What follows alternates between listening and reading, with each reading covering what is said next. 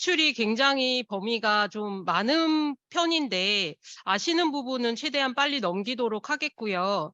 일단은 저희가 유아나이스 오픈을 하면서 새로 생긴 메뉴들이 있습니다. 그 부분 위주로 자세히 봐 주시면 좋을 것 같습니다. 그럼 시작을 하겠습니다. 네, 먼저 목차를 보겠습니다. 목차는 일단 지출을 사용할 때 사전 작업이 필요하죠. 그래서 개요를 먼저 잠깐 살펴보고 사전 작업과 기타 유형에 대해서 알아보고 공공요금 및 용역, 그리고 보수 인건비, 일용 임금, 그리고 조정 결의, 반납 결의, 과목 경정 이 부분은 회계 말이 되거나 그전에도 가장 많은 문의가 있는 부분이라서 별도로 한 번 더 알아보도록 하겠고요. 그리고 EFT 전자자금 이체 진행하는 방법 살펴보고, 그리고 사립유치원에게만 있는 기능이죠. 소규모 사립유치원이라는 메뉴를 어떻게 권한 부여를 하고 어떻게 운영이 되는지 살펴보도록 하겠습니다. 그리고 마지막으로 나이스 연계에 대해서 알아볼 건데요. 이 부분은 새로 생기는 메뉴들이 많기 때문에 또 학교에게도 있는 연계권도 있고 없는 연계권도 있어서 그런 부분 같이 살펴보면 좋을 것 같습니다. 그러면 개요부터 살펴보겠습니다. 먼저 지출의 구조입니다. 잘 아시는 부분일 거라고 생각이 듭니다. 지출의 경우에는 먼저 세출 예산이 필요할 거고, 그다음에 거래처가 필요하고, 그 지출의 유형에는 어떤 것들이 있는지 살펴보도록 할 건데요. 먼저 세출 예산을 보게 된다면 저희 세입 예산의 경우에는 세입 예산을 요구만 해놔도 징수를 할 수가 있죠. 그래서 예를 들어서 100만 원만 우리가 세입 예산으로 편성을 했다고 하더라도 수납과 징수와 수납을 150만 원을 징수 수납을 할 수가 있습니다. 그리고 확정되기 전에도 징수 수납을 할 수가 있죠. 하지만 지출을 할 때는 반드시 예산이 확정되어 있어야 하고 예산 잔액 안에서만 지출을 진행할 수 있습니다. 그래서 그런 부분 확정을 반드시 해야지만 지출을 할 수 있다. 그래서 우리가 예산 추경 예산으로 증액을 하거나 성립전을 해서 지출을 진행하게 됩니다. 그리고 거래처를 보겠습니다. 그러니까 거래처는 지금 그 수입의 경우에는 그 징수 대상에 따라서 징수의 유형이 달라지게 되는데요. 예를 들어서 교육청에서 들어온 전입금을 징수할 때는 전입금 징수 결의를 진행하고, 수익자에 대한 징수를 할 때는 수익자 부담금 징수 결의로 진행을 하죠. 하지만 지출은 모든 대상이 유치원 거래처 관리에 등록이 돼야 합니다. 그리고 거래처 등록하는 방법은 잘 아실 거라고 생각이 듭니다. 이미 많이 사용을 하고 계시는데요. 일단 기간의 경우에는 저희가 기초정보관리라는 메뉴가 있습니다. 거기에서 유치원에 대한 사업자 등록 번호나 그 기초정보를 등록하시고 거래처를 생성을 하게 되면 자동으로 기간 정보는 생성이 되는 부분이고요. 이 기관은 유치원, 자기 본인의 유치원의 기관을 등록하는 부분이고, 다른 타 유치원이나 타 기관을 등록할 수는 없습니다. 그리고 기관 외부의 경우는 우리 유치원을 제외한 모든 기관을 기관 외부로 등록을 합니다. 예를 들어서 건강보험공단이라던가 국민연금공단을 등록할 때는 기관 외부로 등록을 하게 되고요. 그리고 개인 사업자나 법인 사업자는 잘 아실 거라고 생각을 하고요. 그리고 개인 등록하실 때 주의사항은 주민번호가 모두 다 등록이 되어야 된다는 점, 그리고 개인정보 동의서를 받아서 기간을 입력하셔야 된다는 점만 주의를 해주시면 되겠습니다. 그리고 일반직 교원의 경우는 신규 등록이 되지 않습니다. 신규 등록할 수 없는 탭이고요. 이 일반직 교원에서 조회가 되도록 하려면 나이스의 인사정보가 연계되어야 합니다. 그래서 나이스에서 등록된 인사정보를 자동으로 보여주는 부분이고 계좌만 신규로 추가하실 수가 있습니다. 마지막으로 학생에 대한 부분입니다. 네. 학생 탭은 신규로 지금 유치원 거래처 관리에서 등록을 하시는 부분은 아니고요. 우리가 학생에 대한 거래처는 수납자 정보 관리에 이미 있죠. 그 정보를 거래처 등록을 하는 방식으로 조회를 하실 수가 있고 회계년도별로 관리가 되고 있습니다. 그래서 만약에 뭐 그럴 일이 많지는 않겠지만 그 원화에 학부모에게 직접 지출하실 일이 있다라고 한다면 지금 수납자 정보관리에서 거래처 등록을 해서 진행을 해 주시면 되겠습니다. 네, 그리고 유형을 보면 지금 지출은 처리하는 유형에 따라서 이렇게 나눠지게 되는데요. 이전에는 저희가 위에 4 개만 사용을 했었습니다. 공공요금 및 용역, 그리고 보수 인건비, 일용임금, 기타. 이 부분은 뭐 비교적 어 반복적으로 지출되는 부분을 저희가 지출 지원으로 분류를 해서 보다 편리하게 지출 진행을 하실 수 있도록 만들어진 메뉴인데요. 그러니까 공공요금 및 용역이나 보수인건비, 보수인건비는 급여인 걸 아실 거고요. 그리고 강사료나 일용임금을 지급하실 때 일용임금을 선택을 하게 되고 그 외의 것들은 기타로 진행을 했었습니다. 근데 그중에서 저희가 출장 여비와 급식이라는 유형이 별도로 생겼습니다. 그래서 예전에는 기타로 다 취급을 했던 유형들인데 그중에서 복무에 대한 부분을 출장 여비로 연계를 해서 나이스부터 연계를 해서 지출을 진행하게 될 경우에 유형이 출장 여비 유형으로 지출이 진행이 되고요. 급식의 경우에도 지금 영양사 선생님께서 나이스에서 식단이나 식단표를 등록을 하고 연계를 해서 그 건으로 원인행위 진행을 하게 되면 그 건은 급식의 유형으로 앞으로는 처리를 하시면 되겠습니다. 네, 그래서 지출 유형에 대한 사용 예시나 내용을 기재를 해 놨는데요. 이 부분은 앞서 설명드린 내용이기 때문에 한번 읽어 보시고 지나가시면 될 것 같습니다. 네. 그리고 지출의 처리 단계입니다. 이 지출의 처리 단계는 기타의 지출이라고 보시면 되고요. 그러니까 기타 지출은 품위부터 작성을 하셔야 되고 그 외의 유형들은 원인행위부터 진행이 됩니다. 그리고 지출 품위라는 것은 상신을 올리는 거죠. "이대로 지출을 진행해도 될까요?" 라고 여쭈는 단계라고 생각을 하시면 되고요. "이대로 진행을 하겠다."라고 하면 인제 원인행위를 진행하게 됩니다. 이 원인행위라는 거는 지출의 원인이 되는 행위입니다. 말 그대로 원인이 되는 행위고요.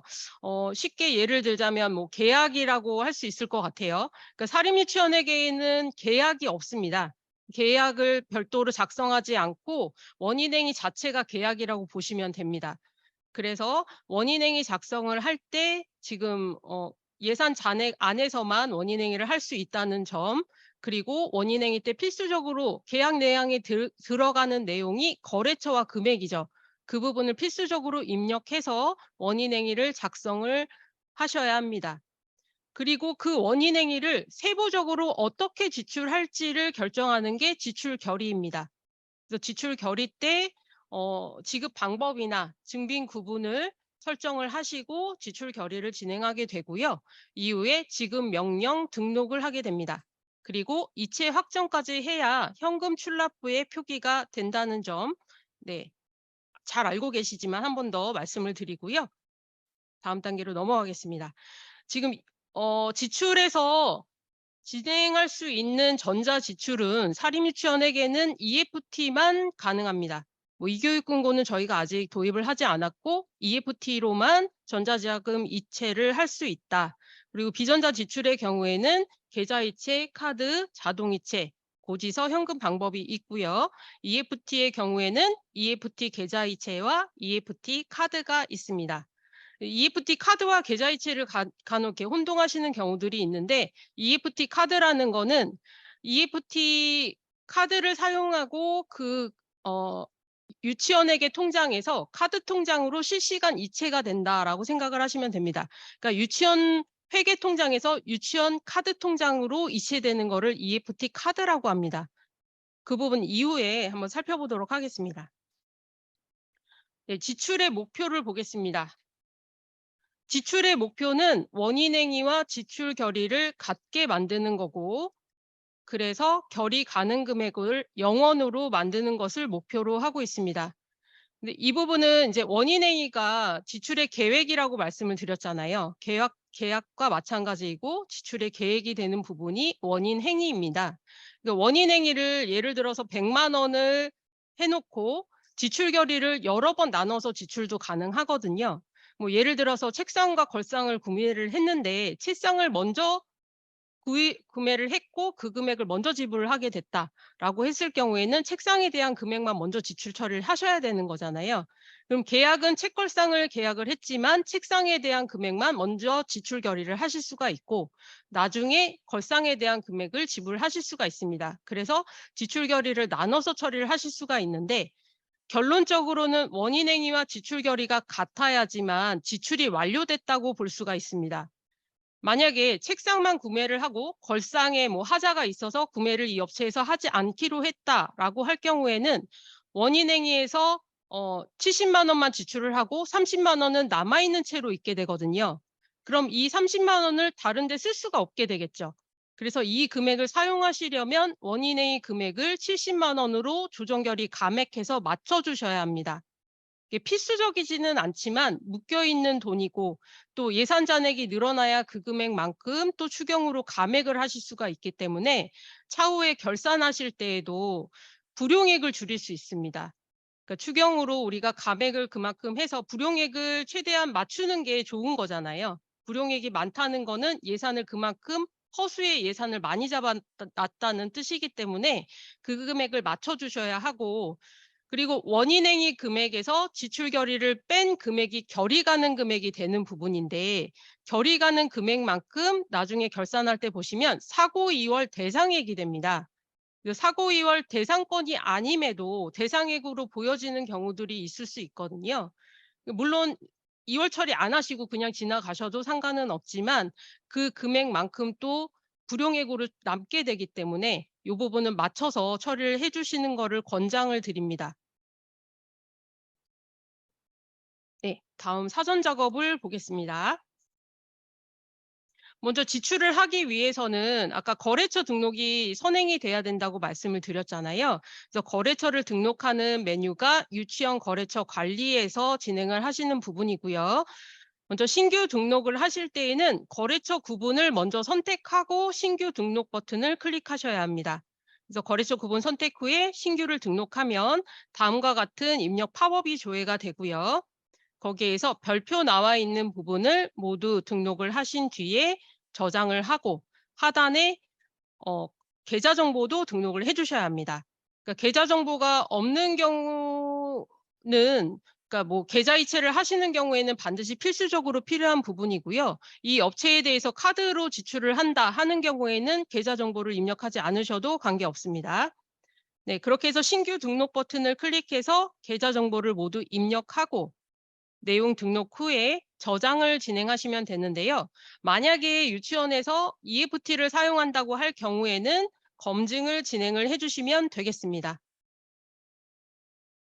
네. 그렇게 거래처 등록을 하시고 지금 유치원에서도 법인카드를 사용을 하시잖아요.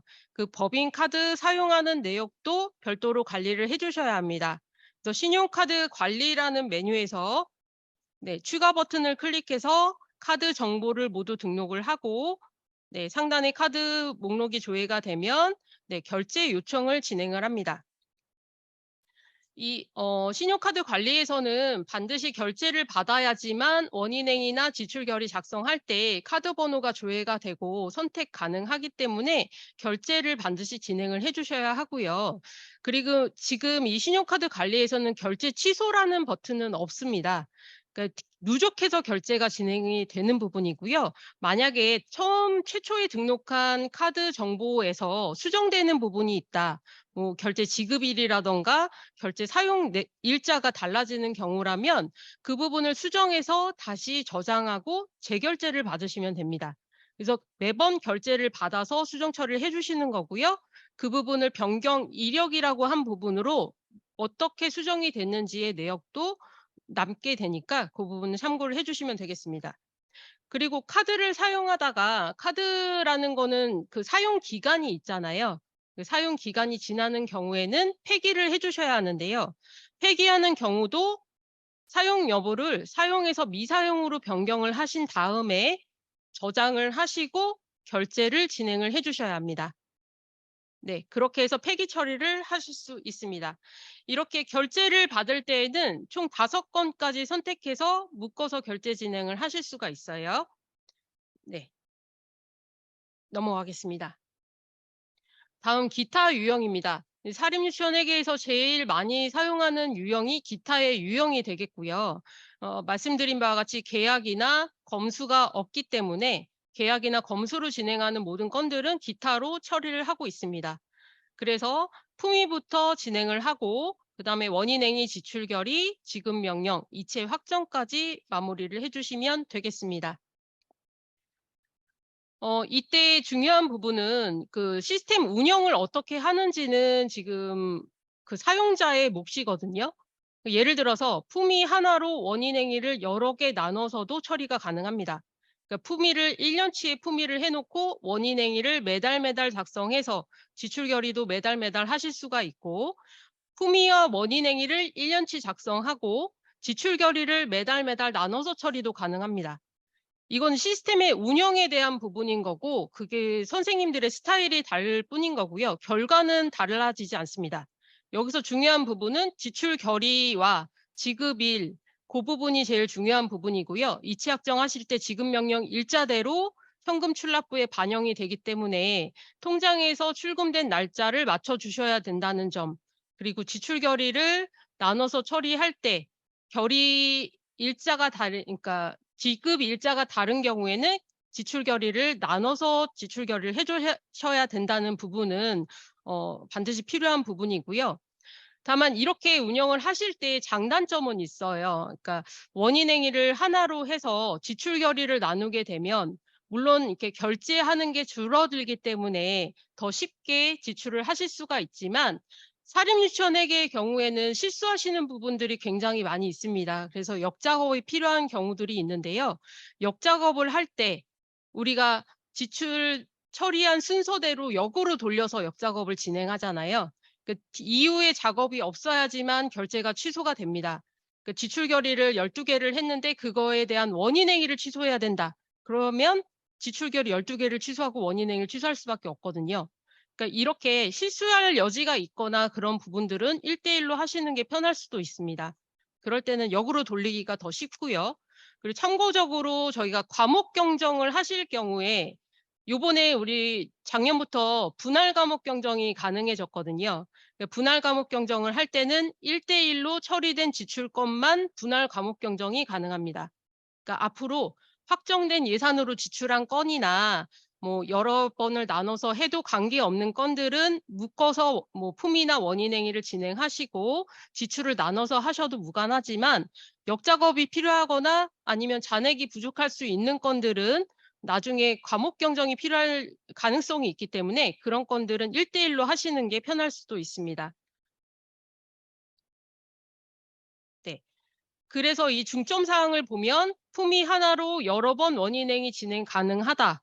그리고 하단에 보시면 원인행위 하나로 여러 번의 지출 결의가 가능하다. 이렇게 표현을 하고 있습니다. 그러니까 이 품위 하나로 진행을 하고 여러 번의 원인행위를 할 때에 반드시 지켜져야 될 부분은 행삭제입니다.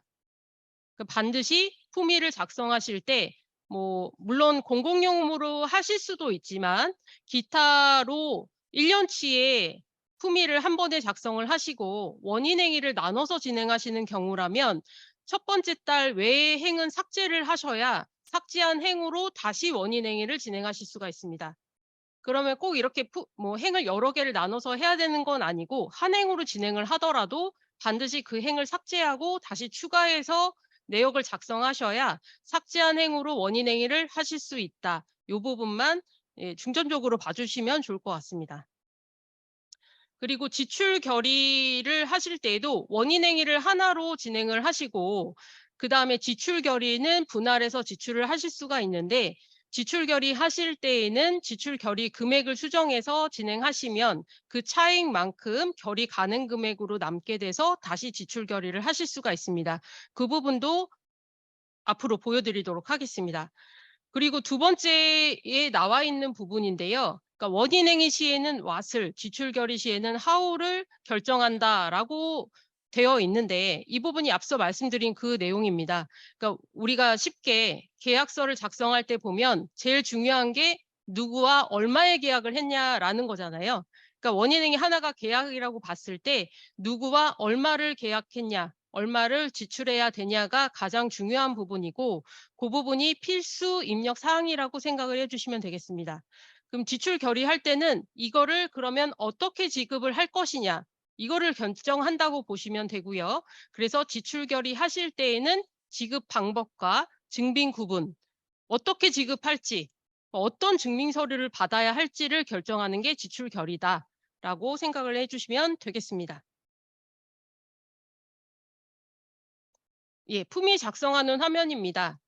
품위 작성을 하실 때 상단, 중단, 하단 이렇게 모든 지출의 결의는 상중하로 나뉘어져 있는데요. 상단에는 재무과 개요 그리고 일자를 입력하도록 되어 있고 중간에서는 예산을 선택하거나 확인할 수 있도록 되어 있습니다. 그리고 하단에 품목 내역을 등록하도록 되어 있습니다. 이거는 앞으로 원인행위 지출 결의에도 이런 형식으로 처리가 되는 부분이고요. 여기에서 좀 주의해야 되는 부분은 예산 내역의 예산 선택을 클릭했을 때 원하는 예산이 안 보이는 경우가 있을 수가 있거든요. 이 부분은 저희가 세출 사업 코드 관리 등록하실 때 저희 예산할 때 사전 작업을 했었던 부분 있잖아요. 거기에서 세출 항에 품위 권한자의 권한이 있어야지만 예산이 보여집니다.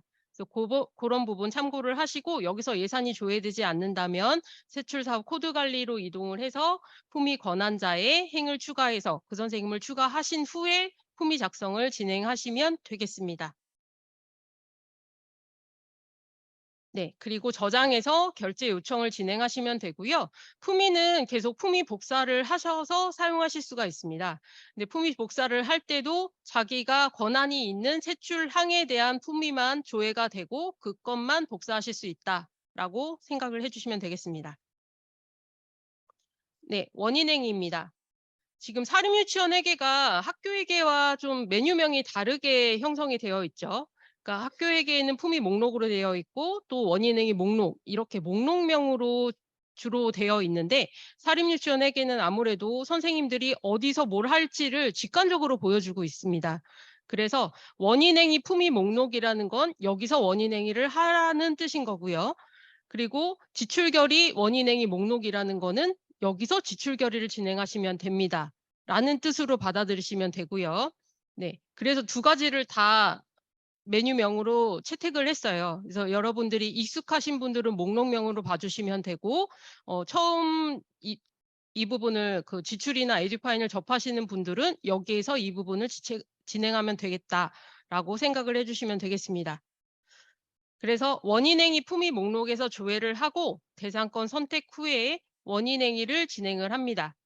근데 그러니까 자주 물어보시는 부분 중에 품위를 결제 요청을 했는데 원인행위 진행하려고 보니까 해당 품위가 조회가 안 된다라고 문의를 많이 하시거든요. 그럴 때는 여기 처리 대상 보기 체크가 원래 필수 값으로 체크가 되어 있어요. 근데 이 부분은 원인의 품위가 결제 완료됐기 때문에 처리 대상권으로 보여지는 거거든요. 근데 만약에 조회가 안 된다는 거는 아직 결제가 진행 중이거나 저장 상태에 있거나 그러니까 결제 완료 상태가 아닌 경우에는 체크를 해제하고 조회를 해주셔야 합니다. 그렇게 해서 원인행위를 진행하시면 여기도 상중하로 나눠져 있죠. 상단에 제목개요, 원인행위 일자 모두 입력을 하신 후에 하단에서 수령인에 대한 거래처 등록이 필수라고 말씀을 드렸죠. 그래서 거래처를 설정하게 됩니다. 이 거래처를 설정을 할 때는 이 예산별로 품목에 대한 내역을 한꺼번에 일괄로 등록하실 수도 있고 개별적으로 등록하실 수도 있습니다. 그리고 지급액도 정확한 금액을 입력을 해주셔야 합니다. 그러니까 원인행위가 결제 완료가 되면 이 금액을 수정하기 위해서 역작업을 하시거나 아니면 조정결의로 조정을 하셔야 되는 부분이고 이 부분 원인행위부터 예산 잔액을 차감한다는 것을 기억을 해주셔야 됩니다. 그러니까 원인행위가 결제 완료되면 잔액에서 아예 차감해서 묶어버리기 때문에 더 이상 그 금액을 사용하실 수가 없거든요. 다른 원인행위로. 그래서 금액 잘 확인을 해주시고요. 그 다음에 저장 후에 결제 요청을 진행하시면 됩니다. 결제 완료가 되면 지출결의 원인행위 목록에서 조회를 하시고 대상권을 선택을 해서 지출 결의를 진행을 합니다. 마찬가지로 여기도 결의 대상권만 보기가 처음 들어오시게 되면 결의 대상권 보기로 해서 대상권이 조회가 되는데, 이때 조회가 안 된다면 전체 건 보기 체크를 해서 이 결제 상태가 완료 상태가 맞는지를 확인을 해 주셔야 합니다. 네. 그렇게 해서 작성을 하게 되면 제목과 개요 내용을 먼저 확인을 해 주시고, 하단에서 결의 금액이 맞는지 확인을 해 주시면 됩니다. 지출 결의하실 때에는 앞에 보시면 수령면 옆에 돋보기가 없습니다. 돋보기가 없다는 건 설정할 수 없다는 뜻이거든요. 수령인은 수정이 불가능합니다. 수령인은 원인행위의 수령인을 그대로 따라오게 되는 부분이고, 여기서 수정 가능한 부분은 지금 지출한 결의 금액을 수정하실 수는 있습니다.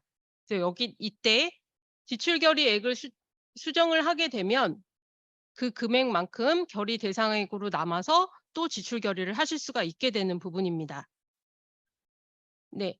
그다음에 원인행위 때는 저희가 수령인 정보를 보지 않았죠.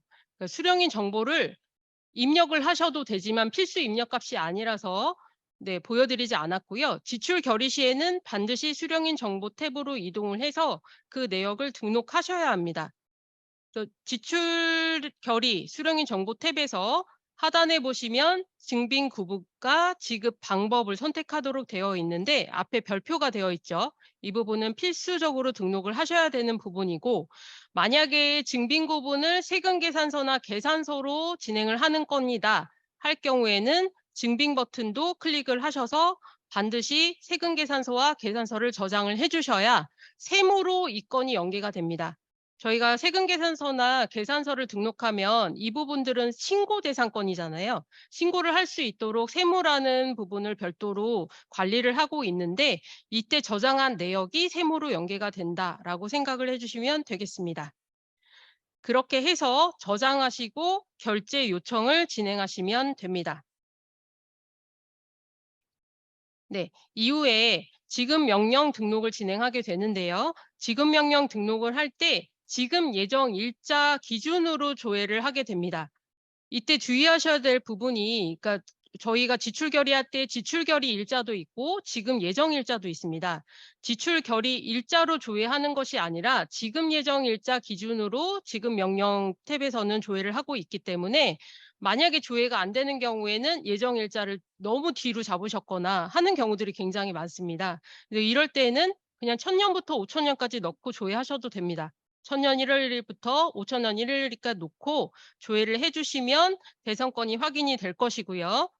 그 이후에 대상권 선택하시고 지급 명령 일자 선택하고 저장해 주시면 됩니다.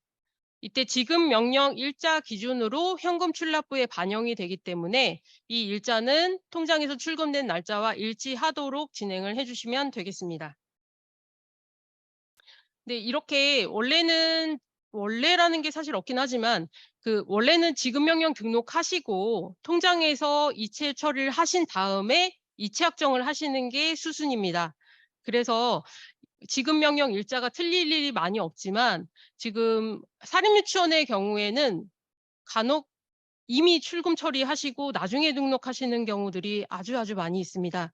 그런 경우에는 날짜를 잘 확인하셔야 되는데, 지출 결의 일자를 수정하지 않으시고 그냥 진행을 하시다가 지급 명령 일자만 수정하시다 보면 결의보다 명령 일자가 앞설 수가 있거든요.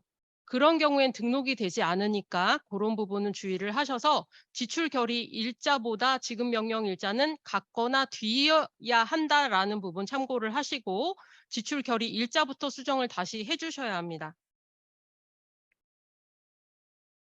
네. 다음 지급 명령 목록에서 대상권을 선택하시고 이체 확정을 진행합니다. 이때는 출금하시고 이체 확정하시는 걸 권장드리고요. 네. 이체 확정 후에는 저희가 취소를 하려면 결제를 받아야 되는 거 알고 계시죠? 네. 그래서 이체 확정 취소를 하시려면 결제를 한 번 더 받아서 행정실장님께 결제를 올리고 승인이 나야 취소가 가능하다. 다만 EFT를 사용하시는 경우라면 결제 취소는 불가능합니다. 네. 그 부분 참고를 해 주시면 되겠습니다.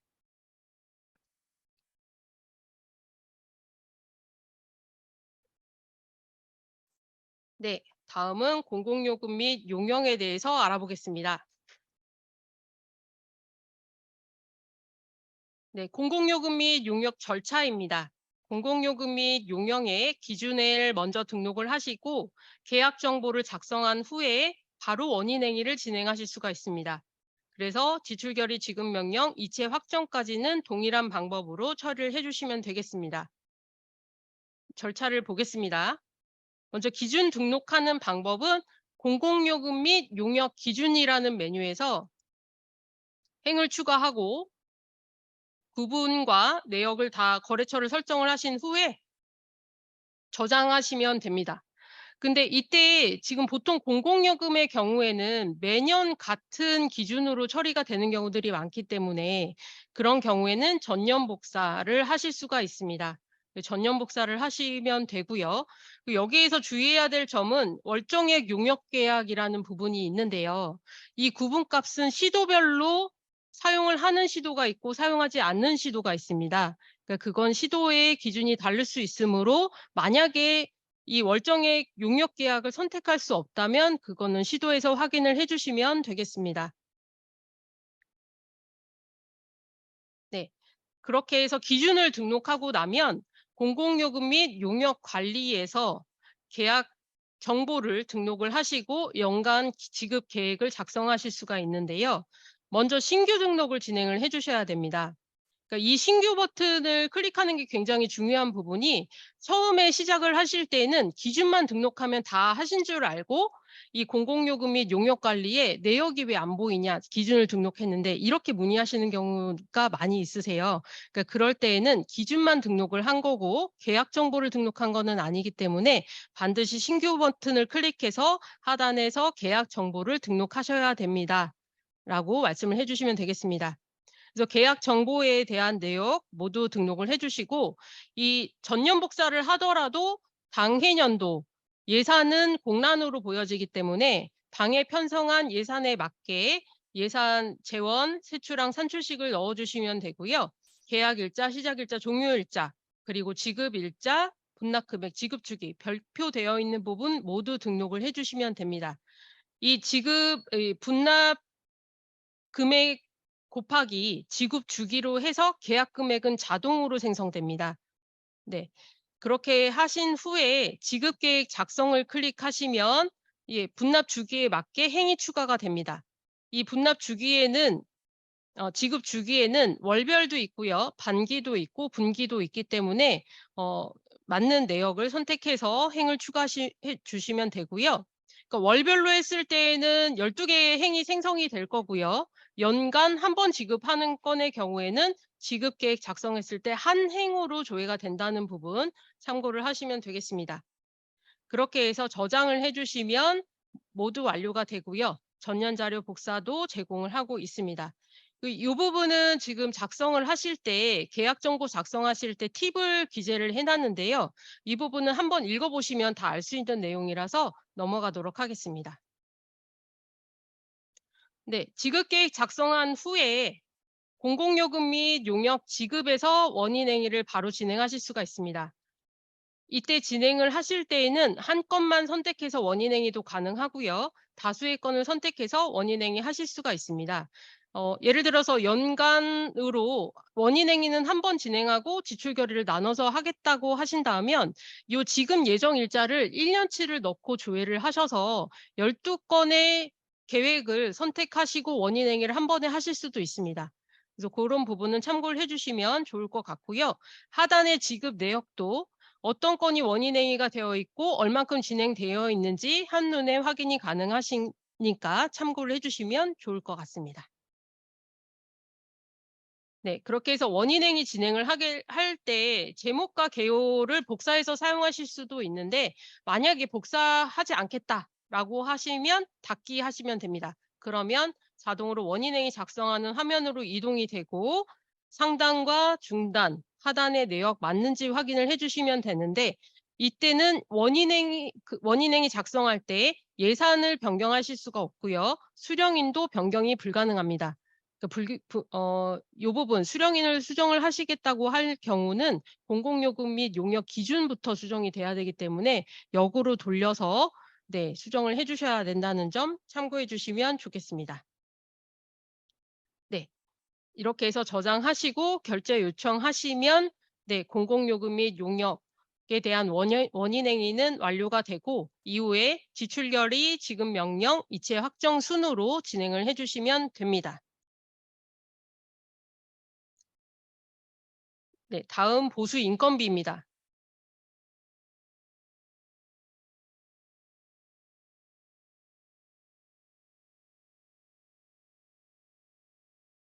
보수 인건비의 절차는 학교회계와 같습니다. 그래서 보수 계산을 먼저 하셔서 보수를 수령인별로 보수 계산을 모두 완료하신 후에 보수 집계를 하시고 그 집계된 내역으로 원인행위, 지출결의, 지급명령, 이체확정 순으로 진행하실 수가 있습니다.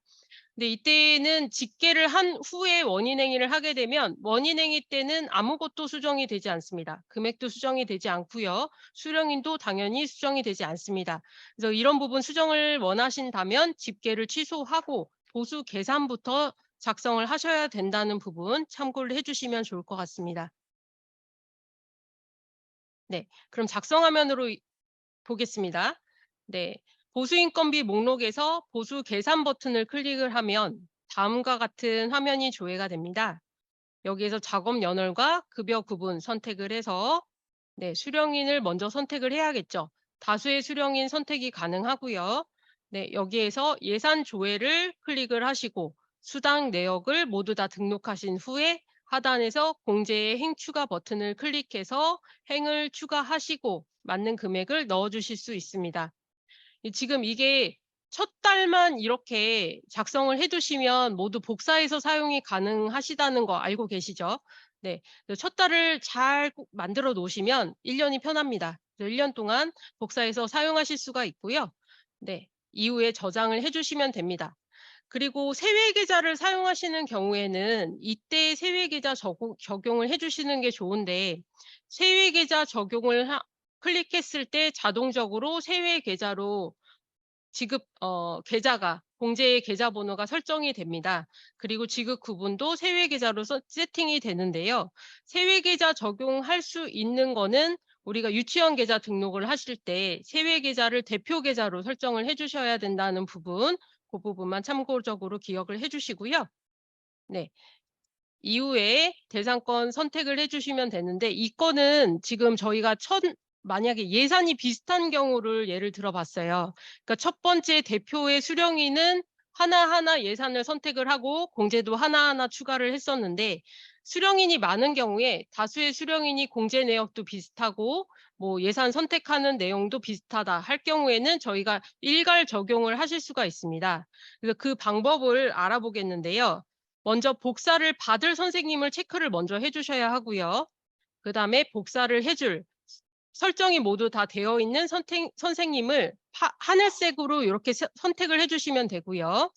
이후에 수당 일괄 복사 버튼을 클릭을 해 주시면 동일한 예산이 선택이 됩니다.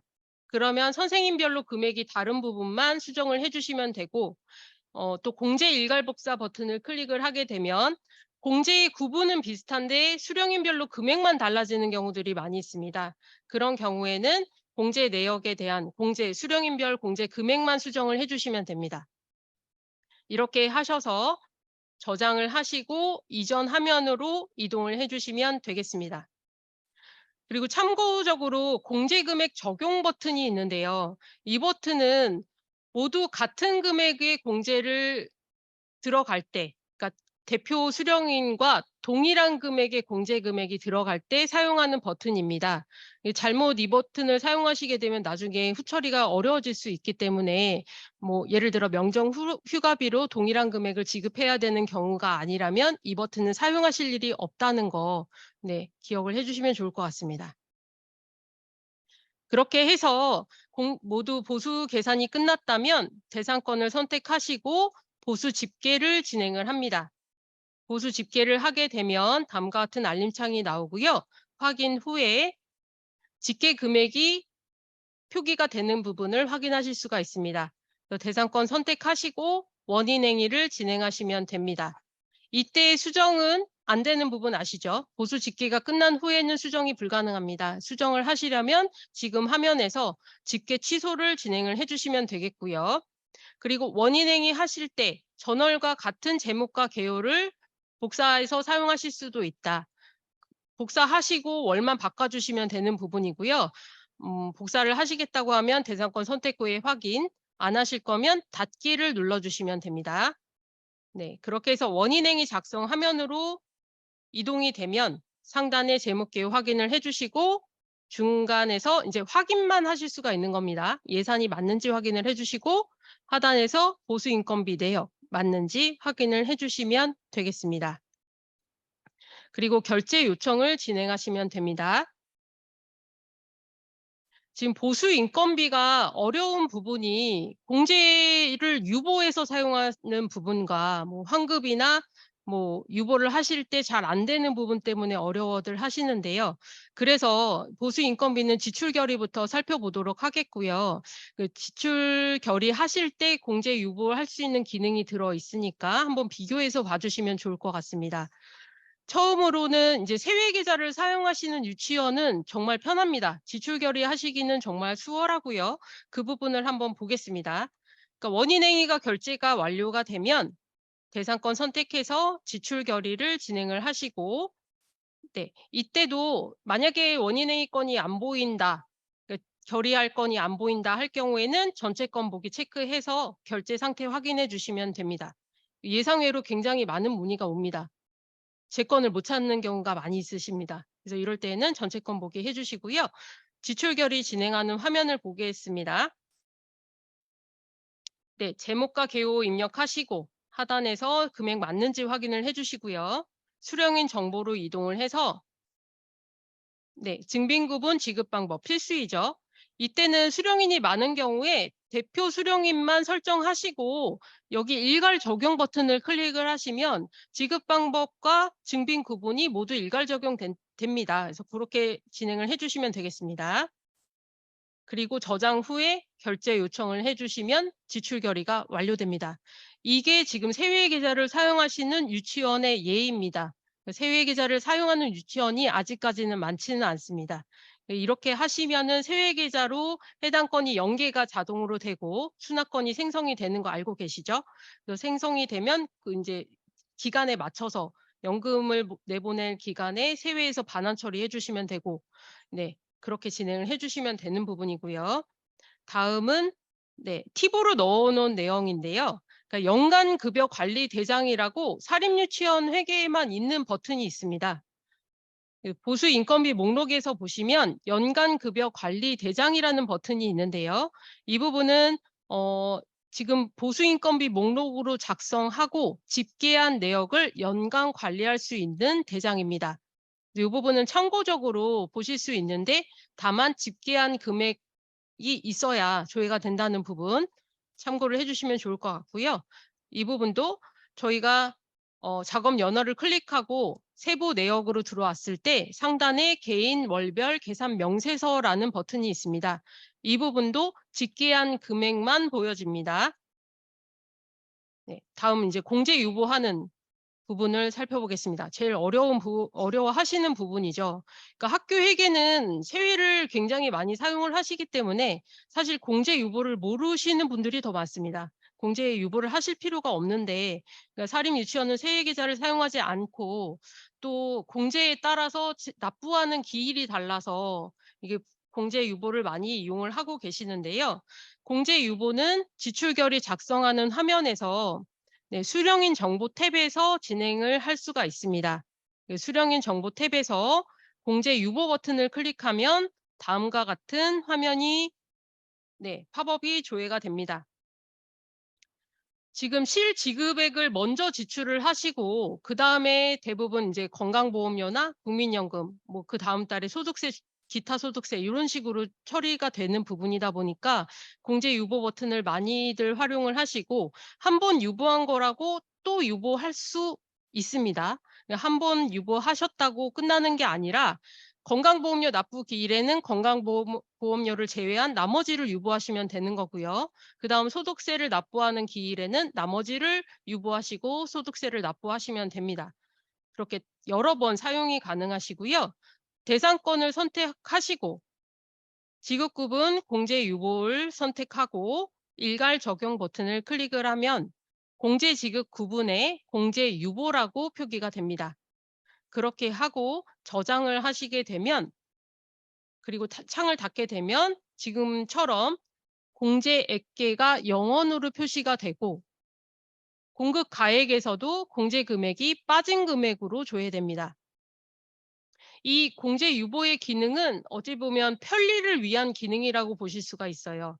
그러니까 저희가 지출 결의라는 거는 지출 일자에 맞춰서 결의를 나눠서 처리를 해 주셔야 된다고 말씀을 드렸잖아요.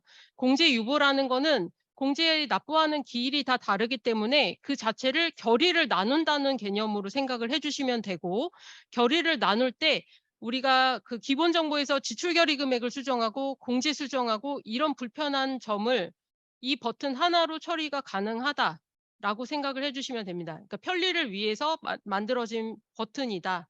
그리고 공제 유보를 하게 되면 공제액계에서도 공제 금액이 빠지고 공급가액에서도 그 금액이 빠져서 빠진 금액만큼 또 지출 결의를 진행할 수 있도록 되어 있습니다. 그래서 이렇게 공제 유보 후에 저장하고 결제 요청을 진행한 다음에 다음 기일이 공제를 납부하는 기일이 왔다면 지출 결의 원인행위 목록에서 여기에서 대상권을 선택을 하시고 다시 지출 결의를 진행하시면 됩니다. 그러니까 아까 저희가 전체 공제 유보를 했잖아요. 그중에서 건강보험료만 먼저 납부하겠다고 할 경우에는 다음 지출 결의 때 건강보험료만 놔두시고 나머지 공제를 또 유보 처리하고 결제를 받으시면 되고요. 그 이후에 다른 공제를 또 납부할 일이 있다고 하면은 나머지를 또 유보하시고 지출 결의를 진행하시면 됩니다. 이렇게 결의를 나누는 작업을 유보라는 버튼으로 쉽게 진행할 수 있다라는 부분인데요. 다음에 저희가 이 부분은 공제 유보할 때 가장 많이 물어보시는 부분이라서 따로 저희가 슬라이드를 준비를 해봤습니다. 그러니까 회계 말이 되면 이런 문의가 굉장히 많습니다. 결의 금액을 수정할 수 없습니다. 공제 유보 금액을 차감한 사업 정보의 결의 금액이 음수입니다. 이런 부분 많이 보셨나요? 그러니까 이 메시지가 왜 이렇게 나와 있는지를 알게 되시면 좀 더 이해하기가 편하실 것 같아서 저희가 시스템이 어떻게 공제 유보를 차감하는지를 살펴보도록 하겠습니다. 이 다음 장을 보시면 이 총 공제 금액은 유보할 금액은 40만 원입니다. 근데 회계 말이 되면 잔액들이 다 부족하죠. 그래서 이 예산, 저 예산 요렇게 막 여러 개의 예산을 선택해서 이 40만 원 이상의 금액을 만들게 됩니다. 그러다 보니까 첫 번째 예산을 볼게요. 지금 예산은 30만 원이 있습니다. 그죠? 근데 저희가 공제 유보할 총액은 40만 원이에요. 그러면 시스템은 A 예산에 40만 원 빠질 금액이 있는지 대입을 해봅니다. 그러면 첫 번째 예산에서 30만 원에서 40만 원을 빼면 얼마가 됐죠? 마이너스 10만 원이 되죠. 그럼 두 번째 예산을 보겠습니다. 두 번째 예산은 20만 원으로 형성이 되어 있고 거기에서 공제 유보할 총액을 차감하게 됩니다. 그럼 20에서 40만 원을 빼면 마이너스 20이 되죠. 세 번째 예산도 지금 10만 원으로 되어 있는데 10만 원에서 40만 원을 빼게 되면 마이너스 30만 원이 됩니다. 어떤 예산에도 40만 원이 빠질 금액이 없는 거예요. 이럴 때 시스템은 공제를 차감한 금액이 음수라고 표시를 하고 있습니다.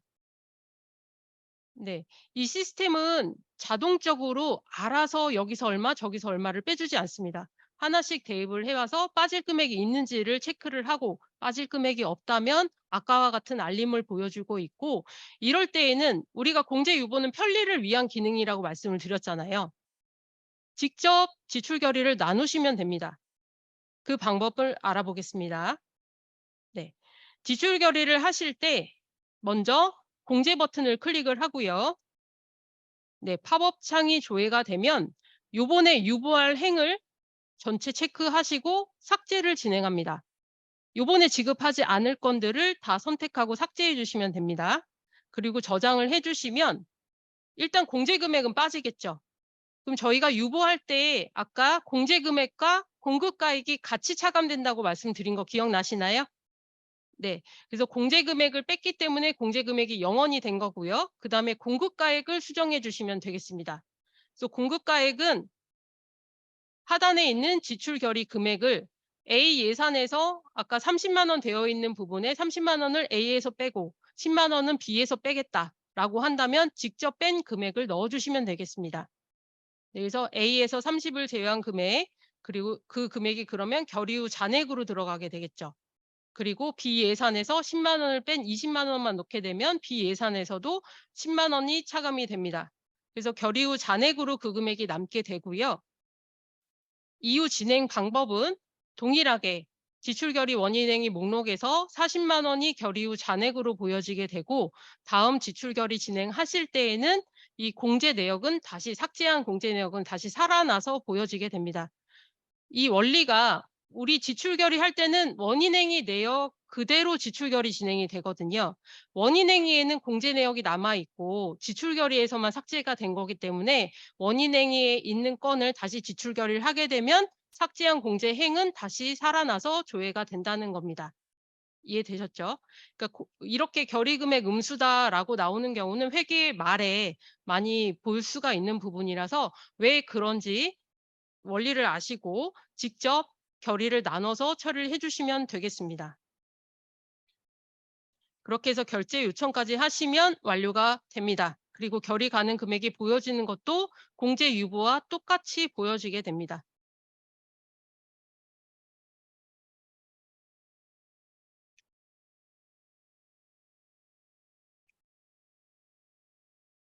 예, 다음 일용임금에 대해서 알아보겠습니다. 일용임금은 보수 인건비보다는 좀 더 수월하게 처리가 가능합니다. 근데 처리 방법 할 때 약간 혼동이 될 수 있는 부분, 좀 어려워하시는 부분만 짚어서 살펴보도록 하겠고요. 지금 일용임금 절차는 일괄 등록하고 일용임금 관리라는 메뉴에서 일괄 등록하시고 원인행위부터 이체약정까지 진행을 하시면 되고요. 일용임금 관리라는 메뉴에서 일괄 등록 버튼을 클릭하고 등록을 하시게 됩니다. 이때 일용임금 정보는 보수인건비랑 비슷하긴 하지만 공제 내역 넣는 란이 없죠. 네, 이때는 그냥 수령인만 선택을 하시고요. 네, 예산을 조회해서 저장을 해주시면 됩니다. 그리고 일괄 적용이라고 되어 있는 부분 보이시나요?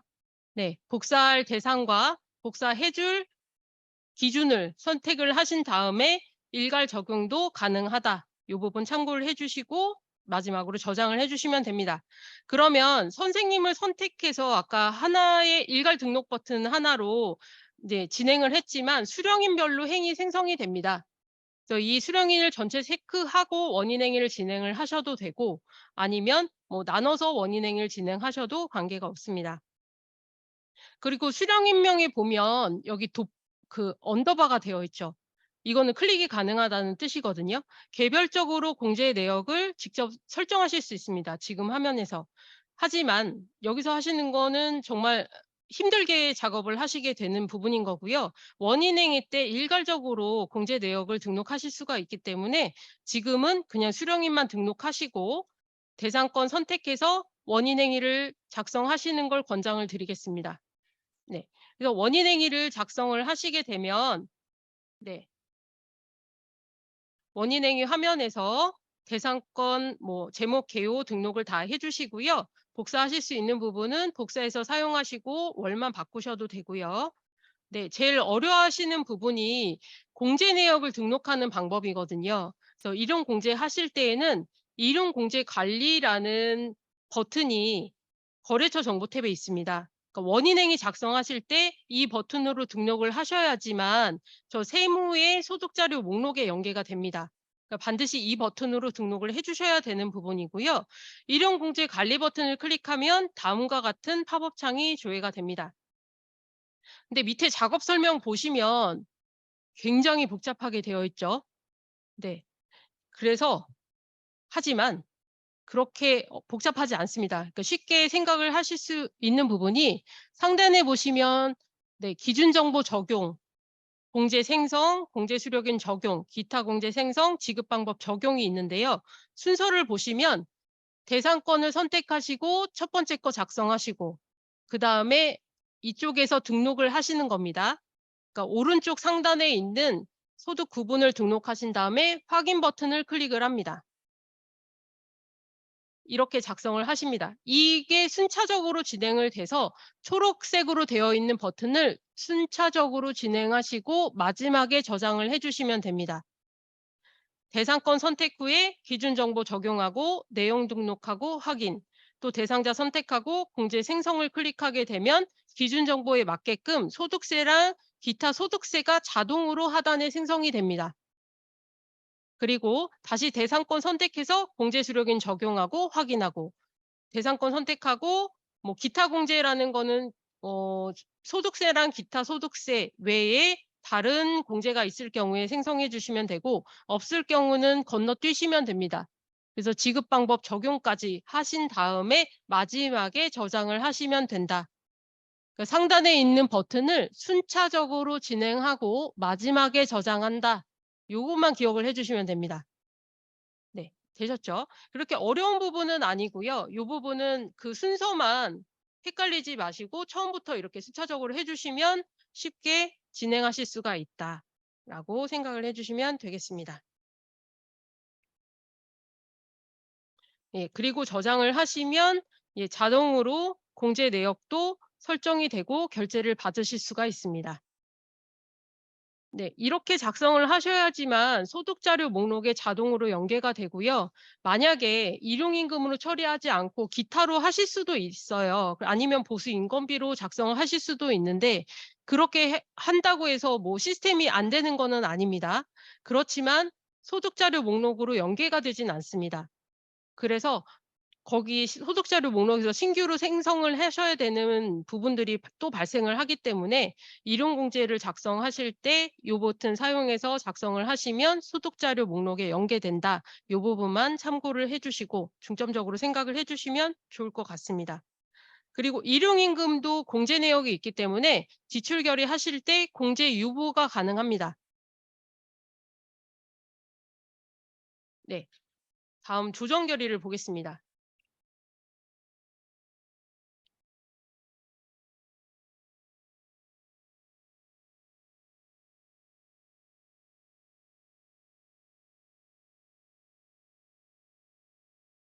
네.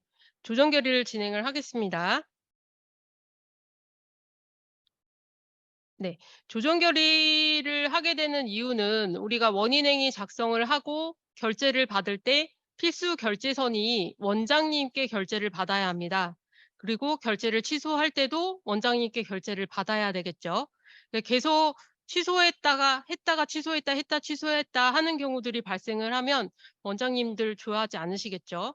네, 그런 경우 결제를 많이 받는 것도 문제이지만 그런 경우를 방지하고자 원인행위 금액이 달라지는 경우 조정 결의를 통해서 금액을 증감 처리해 주실 수가 있는데요. 그 부분 어떻게 처리하는지 살펴보도록 하겠습니다. 먼저 지출 결의 원인행위 목록에서 조회 버튼을 클릭을 하시고 네, 회계연도 밑에 보면 조정 결의라고 라디오 버튼이 있습니다. 그래서 조정 결의를 선택을 하셔야지만 조정 결의가 가능합니다. 그래서 대상권 선택을 하시고 조정 결의 버튼을 클릭을 하시면 되는데 이때 조정 가능 건만 보기라고 되어 있는 부분이 있어요. 이 조정 가능 건만 보기에서 보여지는 대상권은 결의 가능 금액이 남아 있는 건만 보여집니다. 그러니까 이때는 감액을 하기 위해서는 조정 가능 건만 보기를 체크를 하시고 감액을 하시면 되는데 만약에 금액을 늘려야 되는 경우라면 체크를 해제하고 조정 결의를 증액해 주시면 됩니다. 네. 그래서 조정 결의 버튼을 클릭하면 다음과 같은 화면이 조회가 되고요. 상단에 제목 개요, 조정 일자 입력을 하시고 하단에서 예, 변경 후 금액을 입력하셔야 합니다. 그러니까 앞으로 제가 반납 결의도 말씀을 드릴 텐데 조정 결의와 반납 결의 작성하실 때 입력하는 방법이 조금 다르거든요. 그러니까 조정 결의 하실 때에는 변경 후 금액 말 그대로 최종 원인행위액을 입력을 해 주셔야 합니다. 변경될 최종 원인행위액. 그러니까 만약에 기지출 금액만큼만 원인행위를 감액을 하겠다라고 하면 상단에 있는 기지출 총액 기지출 금액이 보여지거든요. 그 금액을 입력해 주시면 되고, 네, 만약에 감액 가능 금액이 그거보다 덜하다 하면 직접 변경 전 금액에서 감액 가능 금액 내에서 감액을 한 후에 변경 후 금액을 넣어 주셔야 합니다. 그러니까 결론적으로 변경 후 금액은 최종적으로 이 금액이 원인행위액이 돼야 되는 금액을 넣어 주시면 되겠습니다. 그렇게 해서 저장 후에 결제 요청을 진행하시면 조정 결의는 완료가 됩니다.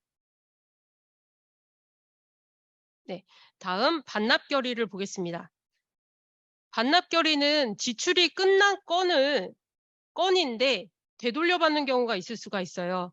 아까 뭐 책상 걸상을 예를 들어 말씀을 드렸는데, 책상과 걸상을 구매를 했는데 걸상에 하자가 생겨서 돌려줄 수도 있잖아요. 그럴 경우에는 반납 결의로 되돌아온 금액도 기록을 하셔야 합니다. 그래야 현금 출납부에 돌아온 내역과 통장에서 입금된 내역을 맞추실 수가 있습니다. 그래서 반납 결의 하실 때에는 조회를 하시고 대상권 선택 후에 반납 결의 버튼을 클릭을 합니다. 이때 주의하셔야 될 부분은 반납 구분입니다. 반납 구분이 지출 결의가 있고 원인행위 지출 결의라고 되어 있는 부분이 있어요. 아까 비슷한 거를 보셨죠? 우리 징수 결의를 조정 결의할 때 조정 감액 적용 여부를 예로 할 것이냐, 아니 과오납 반환할 때 하셨군요. 과오납 반환할 때 네, 조정 감액 적용 여부를 예로 할 것이냐 아니오로 할 것이냐를 체크하도록 되어 있었잖아요. 지출에 대한 내역도 반납을 받을 때 지출 결의만 반납할 것이냐, 원인행위까지 조정 결의를 할 것이냐를 선택하실 수가 있습니다. 예를 들어서 A 업체에서 물건을 구매를 했고 A 계좌로 돈을 보내야 되는데 B 계좌로 돈을 입금을 한 경우가 있을 수가 있어요. 그럴 때에는 돈을 돌려받고 A 계좌로 다시 지출 처리를 해야 됩니다. 결론적으로 이 업체와 계약이 파기가 된 것은 아니기 때문에 그 금액만큼 다른 계좌로 지출 처리를 해주셔야 되는 부분이라면 지출 결의만 선택을 해주셔야 합니다. 지출 결의만 반납을 하면 원인행위 금액은 남아있겠죠. 그 금액을 다시 지출 결의 진행을 해주시면 되겠습니다. 근데 만약에 아까 책상 걸상을 지출을 했죠. 근데 걸상에 하자가 있어. 그리고 이 업체에서는 더 이상 못 믿겠어서 구매를 하지 않겠어 라고 한다면 계약 자체가 변경이 된 거죠. 그럴 경우에는 원인행위 금액까지 감액을 해주셔야 합니다. 더 이상 지출하지 않겠다. 이 업체와 계약 금액이 지출이 종료가 된다는 개념으로 원인행위 플러스 지출 결의를 선택을 해주시면 됩니다. 그러니까 반납 구분 선택하시는 부분만 주의를 해주시면 반납 결의는 어려운 부분이 없고요. 네, 하단에서 금액 반납액에 여기는 실제로 돌려받은 금액을 입력해 주시면 됩니다. 그리고 마이너스 금액은 자동으로 세팅이 되기 때문에 플러스 금액을 입력을 해주셔야 됩니다. 간혹 여기에 마이너스를 직접 넣으시는 경우가 있는데 마이너스의 마이너스는 플러스가 되겠죠. 그러면 문제가 발생을 할 수 있기 때문에 여기에는 직접 금액을 돌려받은 금액을 플러스 금액으로 입력해 주시면 마이너스가 생성된다. 네, 그렇게 생각을 해주시면 됩니다. 그리고 만약에 이 업체에서 받은 증빙 서류가 세금 계산서나 계산서다 할 경우에는 증빙 버튼을 클릭해서 이 부분을 저장을 해주셔야 진행이 됩니다. 그 부분만 주의를 하시면 되고요. 네, 이렇게 해서 저장을 해주시고 최종 저장 후에 결제를 진행하시면 됩니다. 결제 완료 후에 반납 결의는 이체 확정까지 진행이 돼야 되기 때문에 지금 명령 등록을 진행을 해주셔야 하고요. 지금 예정일자 선택해서 조회를 하시고 대상권 선택해서 지금 명령일자를 선택하고 저장을 해주셔야 합니다. 이때 지급 명령일자는 실제로 통장에 입금된 날짜로 지정을 해주시면 되겠습니다. 간혹 이렇게 반납을 여러 번 받으시는 경우가 있어요. 근데 일자가 다 다르다 할 때는 결의를 나눠서 처리를 해주셔야 합니다. 반납 결의도 나눠서 처리 가능하거든요. 지출 결의 금액 내에서는 반납 결의 여러 번 가능하니까 그렇게 여러 번 진행을 하실 때에는 반드시 이체 확정까지 진행된 다음에 다음 반납 결의를 진행해 주시면 되겠습니다. 그렇게 해서 지급 명령 목록에서 대상권을 선택하고 이체 확정까지 해주시면 현금 출납 후에 지급 명령 일자대로 마이너스 금액이 표기가 됩니다. 네. 이렇게 확정을 해 주시면 되겠습니다. 자, 마지막으로 과목 경정입니다. 과목 경정까지만 하고 잠깐 쉬는 시간을 가진 후에 이후 내용을 살펴보겠습니다. 네, 과목 경정은 두 가지로 나뉠 수가 있습니다.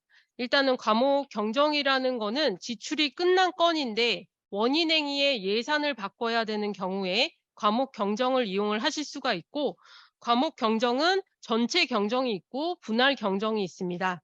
먼저 전체 경정부터 살펴보도록 하겠습니다. 먼저 경정 대상 목록에서 전체 대상을 체크하고 조회를 하게 되면 하단에 내역이 조회가 되는데요. 이때 내역이 조회가 된다는 것은 원인행위와 지급액이 같다는 뜻입니다. 이체가 완료가 됐다는 거예요. 간혹 이제 이체를 일부만 하시고 경정을 하시려는 분들이 있는데 그렇게는 경정 처리가 되지 않고 원인행위 금액만큼 지급이 완료되어야 대상권으로 조회가 된다라고 참고를 해주시면 될 것 같고요. 그 이후에 조회가 되면 대상권 선택해서 경정 처리 버튼을 클릭을 합니다. 그러면 다음과 같은 창이 조회가 되고요. 상단의 내역 확인하시고 하단에서 돋보기로 어떤 예산으로 변경을 할지 선택을 해주시면 되겠습니다. 선택을 하시고 확인을 하신 후에 바로 저장하시고 결제 요청을 진행하시면 됩니다. 네, 그러면 경정은 완료가 되는데요. 이때 주의하시면 좋을 부분이 업무 확정 일자는 지금 별표가 되어 있지 않거든요. 필수는 아닙니다. 만약에 이대로 결제를 해서 완료가 된다면 결제 완료된 날짜로 현금 출납 후에 마이너스 내역과 플러스 내역이 생성됩니다.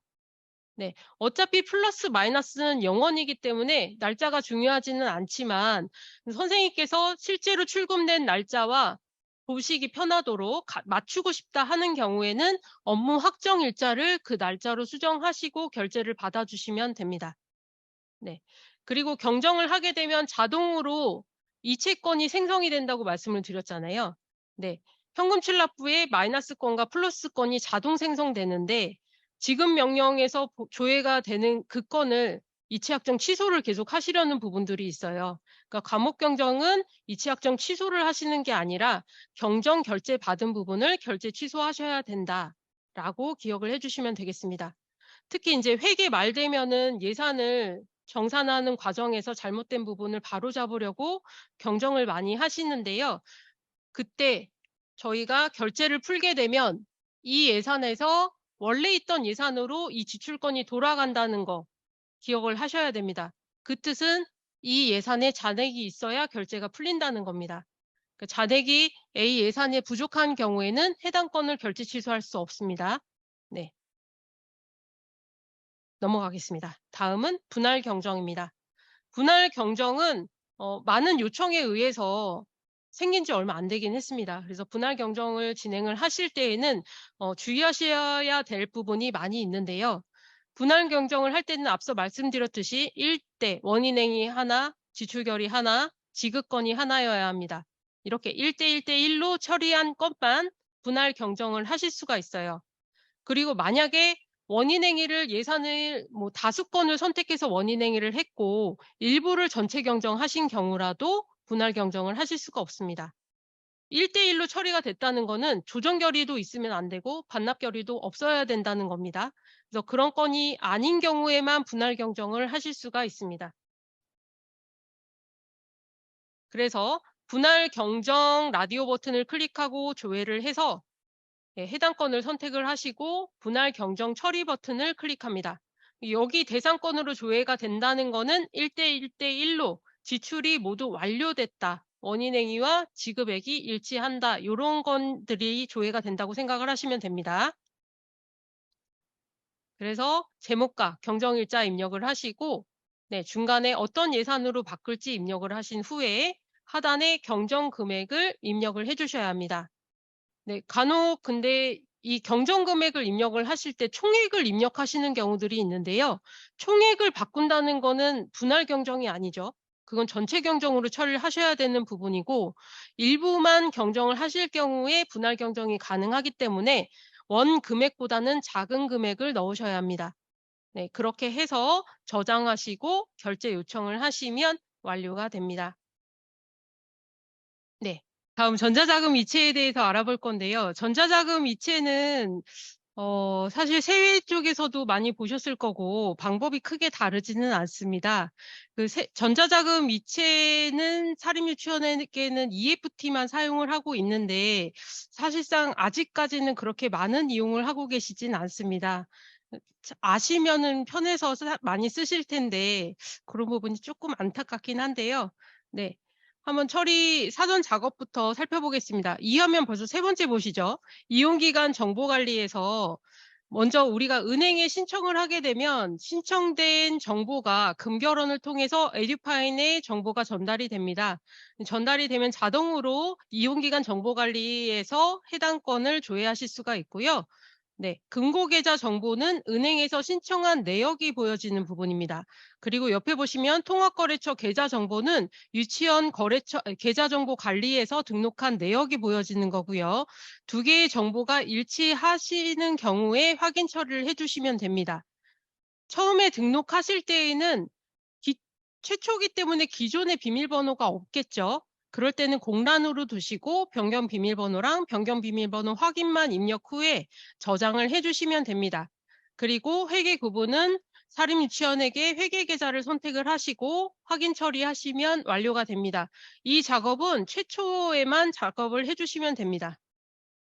네. 그리고 유치원 거래처 관리에서 계좌 검증이 선행이 되어야 하는데요. 거래처가 없으면 거래처를 등록하시면 되고요. 예, 있는 경우에는 수정 버튼을 클릭을 해서 해당 화면에서 검증 처리를 진행을 해 주셔야 합니다. 이때 검증을 하신 계좌로만 EFT 처리가 가능하기 때문에 검증 처리하시는 거를 반드시 하셔야 되는 부분인데 검증은 입출금 계좌만 가능합니다. 그러니까 가끔 예금 전용 계좌를 사용하신다던가 예치금 전용 계좌, CMS 계좌를 넣으시는 분들도 있는데요. 그렇게는 처리가 안 되고 입출금 가능한 계좌만 가능하다. 근데 가상 계좌로 지출하는 경우가 꽤 있거든요. 근데 가상 계좌는 사실 안 돼야 되는 부분이 맞습니다. 실제로 입출금이 가능한 계좌는 아니거든요. 하지만 요청이 많은 관계로 가상 계좌의 경우에도 임시적으로 넣어서 검증을 하고 이체 가능하도록 만들었습니다. 그래서 가상계좌 여부를 선택하고 금액을 입력을 해서 저장을 하시면 되는데요. 금액을 입력을 한다는 거는 그때그때 가상계좌 입금할 때 금액이 달라질 수 있는 부분이잖아요. 그러니까 이 금액이 맞아야지만 이체하실 때 오류가 발생하지 않고 동일한 가상계좌로 차후에도 또 이체할 일이 있다면 금액을 변경하시고 다시 검증 처리를 해 주셔야 된다는 점만 주의를 해 주시면 되겠습니다. 네. 지출 결의하실 때 다른 부분은 다 동일하게 처리를 해 주시면 되고요. 수령인 정보 탭에서 지급 방법을 계좌 이체할 때 EFT 계좌 이체를 선택을 해 주셔야 합니다. 네. 이 부분이 가장 중요한 부분은 옆에 보시면 5번에 실지급처 라고 되어 있는 부분이 있죠. 실지급처의 계좌는 반드시 검증 처리가 되어 있어야 결제 진행이 가능합니다. 그러니까 그 사전에 검증 처리를 진행하지 않으신다면 지출 결의 결제가 되지 않으니까 결제 받기 전에 검증 처리를 진행해 주시면 되겠습니다. 네, 그렇게 해서 결제 요청까지 완료를 해 주시면 되고요. 그다음에 지급 명령 등록까지는 동일한 방법으로 처리를 해 주시면 됩니다. 실제 지급 예정일자 선택하시고 조회를 해서 이체하는 날짜로 지급 명령 일자를 설정해 주시면 됩니다. 그리고 저장하신 후에 이체 확정을 바로 하시는 게 아니라 EFT는 반드시 전송이 완료되어야 이체 확정이 가능합니다. 그래서 EFT 목록에서 대상권을 선택하고 전송 버튼을 클릭해서 네. 처음에 나와 있는 비밀번호, 통장 비밀번호와 비밀번호 확인은 계좌의 비밀번호를 입력하는 란입니다. 그리고 출납원 비밀번호까지 입력을 하신 뒤에 확인 처리를 해 주셔야 전송이 가능합니다. 이때 비밀번호를 두 번씩 입력을 하는 이유를 물어보시는 경우들이 있으세요. 근데 EFT 전송은 여러 건을 선택해서 전송 처리를 한 번에 하실 수가 있거든요. 그렇다고 해서 한 번에 전송이 되는 게 아니라 건건이 전송이 됩니다. 그래서 첫 번째 건 전송할 때 예를 들어 비밀번호가 틀렸다. 그러면 두 번째 전송 건도 비밀번호가 오류가 되고요. 세 번째 것도 비밀번호가 오류가 되면 계좌가 어떻게 될까요? 잠기겠죠. 그래서 계좌가 잠김 처리될 수 있기 때문에 정확한 비밀번호를 입력하고 전송하라고 한 번 더 확인하도록 되어 있는 부분입니다. 그러니까 3회 이상 오류가 되지 않도록 주의를 하셔야 되는 부분이고요. 비밀번호를 잘 확인하셔서 확인을 진행해 주시면 되겠습니다. 그리고 통장기재 등록이라고 되어 있는 부분이 있는데요.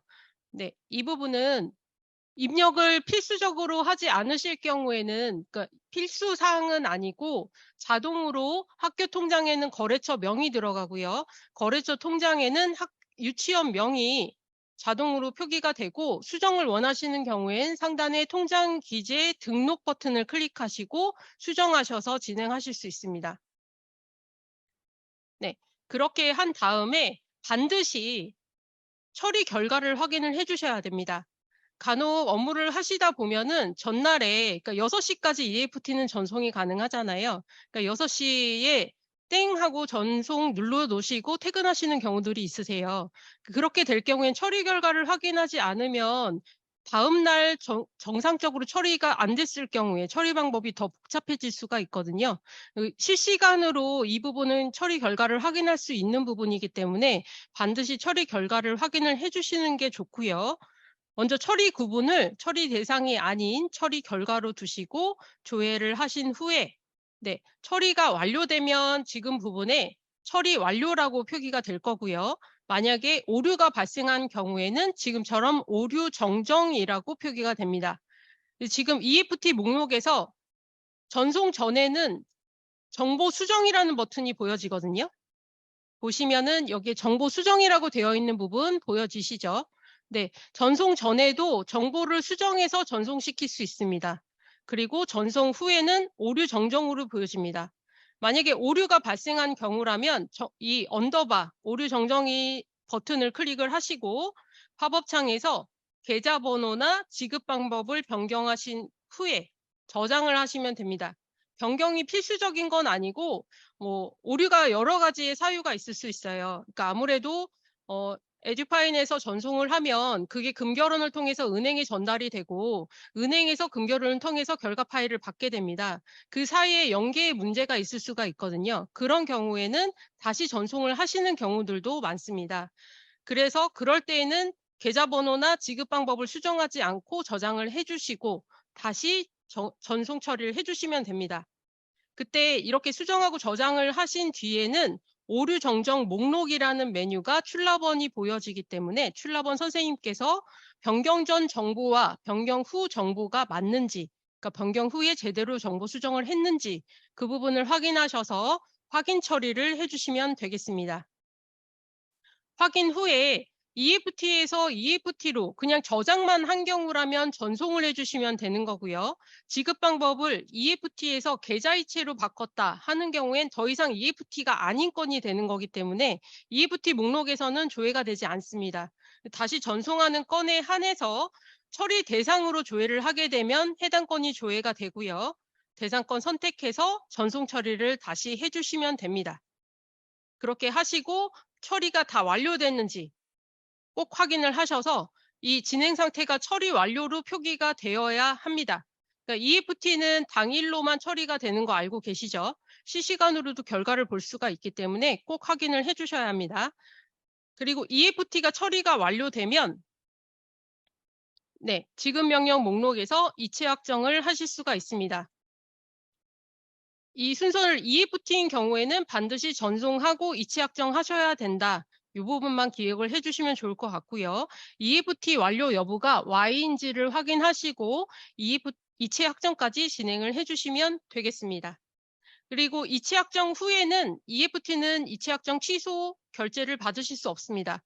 예, 풀 수 없다는 점 참고를 해주시면 좋을 것 같습니다. 네. 그리고 이체 처리 내역서도 지급 명령 목록이나 EFT 목록에서 이체 처리 내역서를 출력하실 수 있는데요.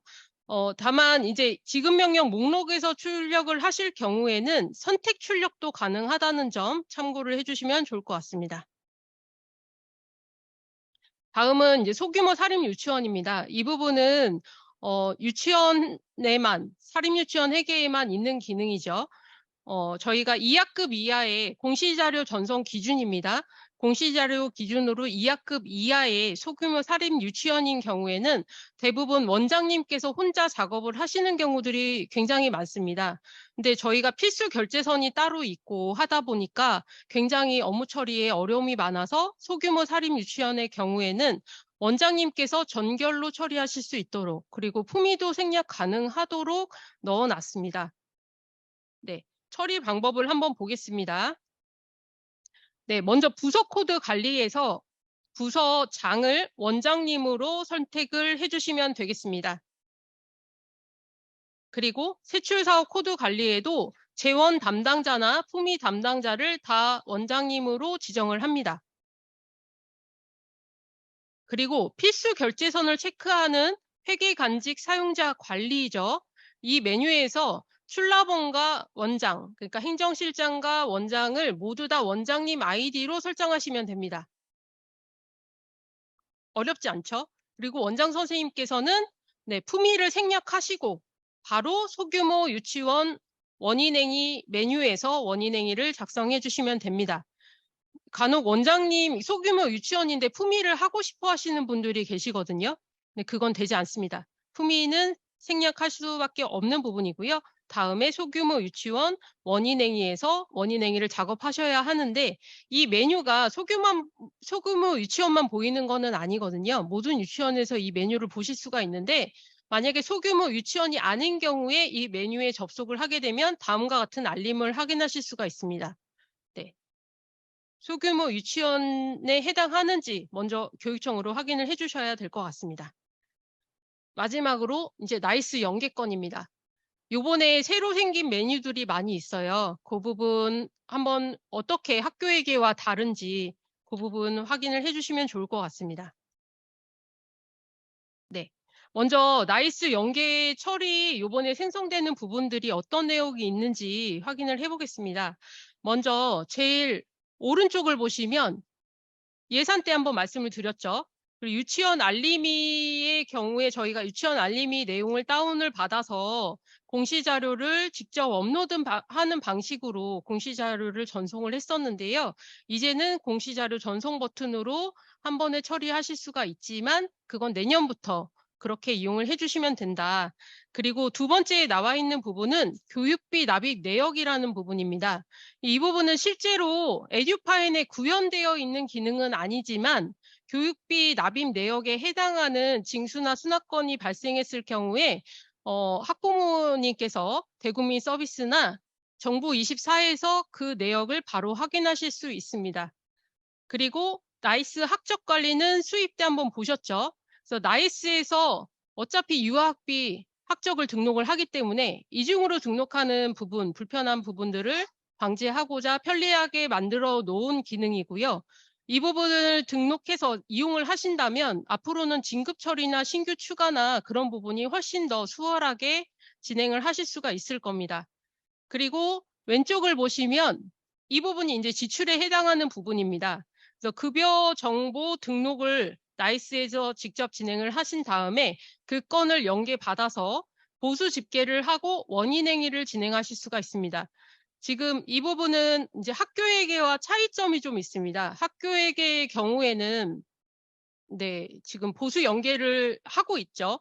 사립 초, 중, 고에서 사용을 하고 있는 기능인데요. 나이스에서 등록을 하고 에듀파인에서 대표 수령인에게 전체 금액을 지출 내역을 만든 다음에 그 급여 대장을 가지고 은행에 가셔서 대량이체를 하는 방식으로 처리를 하고 있습니다. 근데 사립유치원에게는 그렇게 했을 경우에 문제점이 EFT를 사용할 수가 없거든요. 그러니까 대표 수령인에게 몇 천만 원 지급되는 내역을 만드는 거기 때문에 EFT 사용이 어렵고, 그리고 누구에게 얼마를 갔는지를 직접 대장을 확인해서만 확인을 할 수가 있습니다. 그래서 그런 부분을 보완을 했는데 어떻게 보완이 됐는지를 주의 깊게 살펴봐 주시면 좋을 것 같습니다. 그리고 지금 영양사 선생님께서 나이스에서 레시피를 등록하고 식단표를 작성을 하면 에듀파인에 그 내역이 연계가 돼서 급식에 대한 품목을 직접 원인행위 하실 수 있도록 개선이 되었습니다. 사립유치원에게의 경우에는 EAT 사용을 안 하죠. 지금 연계를 하지 않고 있고 계약도 없기 때문에 영양사 선생님께서 품위를 생략하고 바로 원인행위 할 수 있도록 기능을 넣어 놨고요. 그 부분도 확인을 해 보실 수가 있습니다. 그리고 마지막으로 출장 여비입니다. 복무에 해당하는 부분인데 출장 여비가 이전에는 기타로 지출 처리를 하셨는데 이제 출장 신청자가 나이스에서 출장을 가겠다라는 신청을 하면 그 내역을 연계받아서 바로 원인행위 할 수 있는 기능을 만들었습니다. 그 부분을 앞으로 살펴보도록 하겠습니다. 먼저 보수에 대한 부분입니다. 급여 정보를 등록을 하고 그 내역을 보수 연계 목록으로 연계를 받아서 바로 원인행위 작성을 하실 수가 있습니다. 네. 그래서 보수 연계 목록을 보면 대상건을 먼저 선택을 조회를 해 주시고 하단에 해당 건이 연계된 내역을 자동으로 확인하실 수가 있습니다. 네. 해당 건을 상단에서 선택을 하게 되면 하단의 보수 내역도 확인이 가능합니다. 다만 이렇게 연계된 내역은 에듀파인에서 수정 작업이 불가능합니다. 수신된 금액이나 수령인이나 이런 내역은 모두 수정이 불가능하기 때문에 혹시라도 이 내용 중에 수정할 부분이 있다면 연계 취소를 하시고 나이스부터 작성을 다시 해주셔야 합니다. 지금 나이스와 지금 유아 나이스를 작업하면서 연계 작업을 하면서 중점 사항이 나이스에 있는 자료와 에듀판에 있는 자료를 일치시키는 게 목적이었거든요.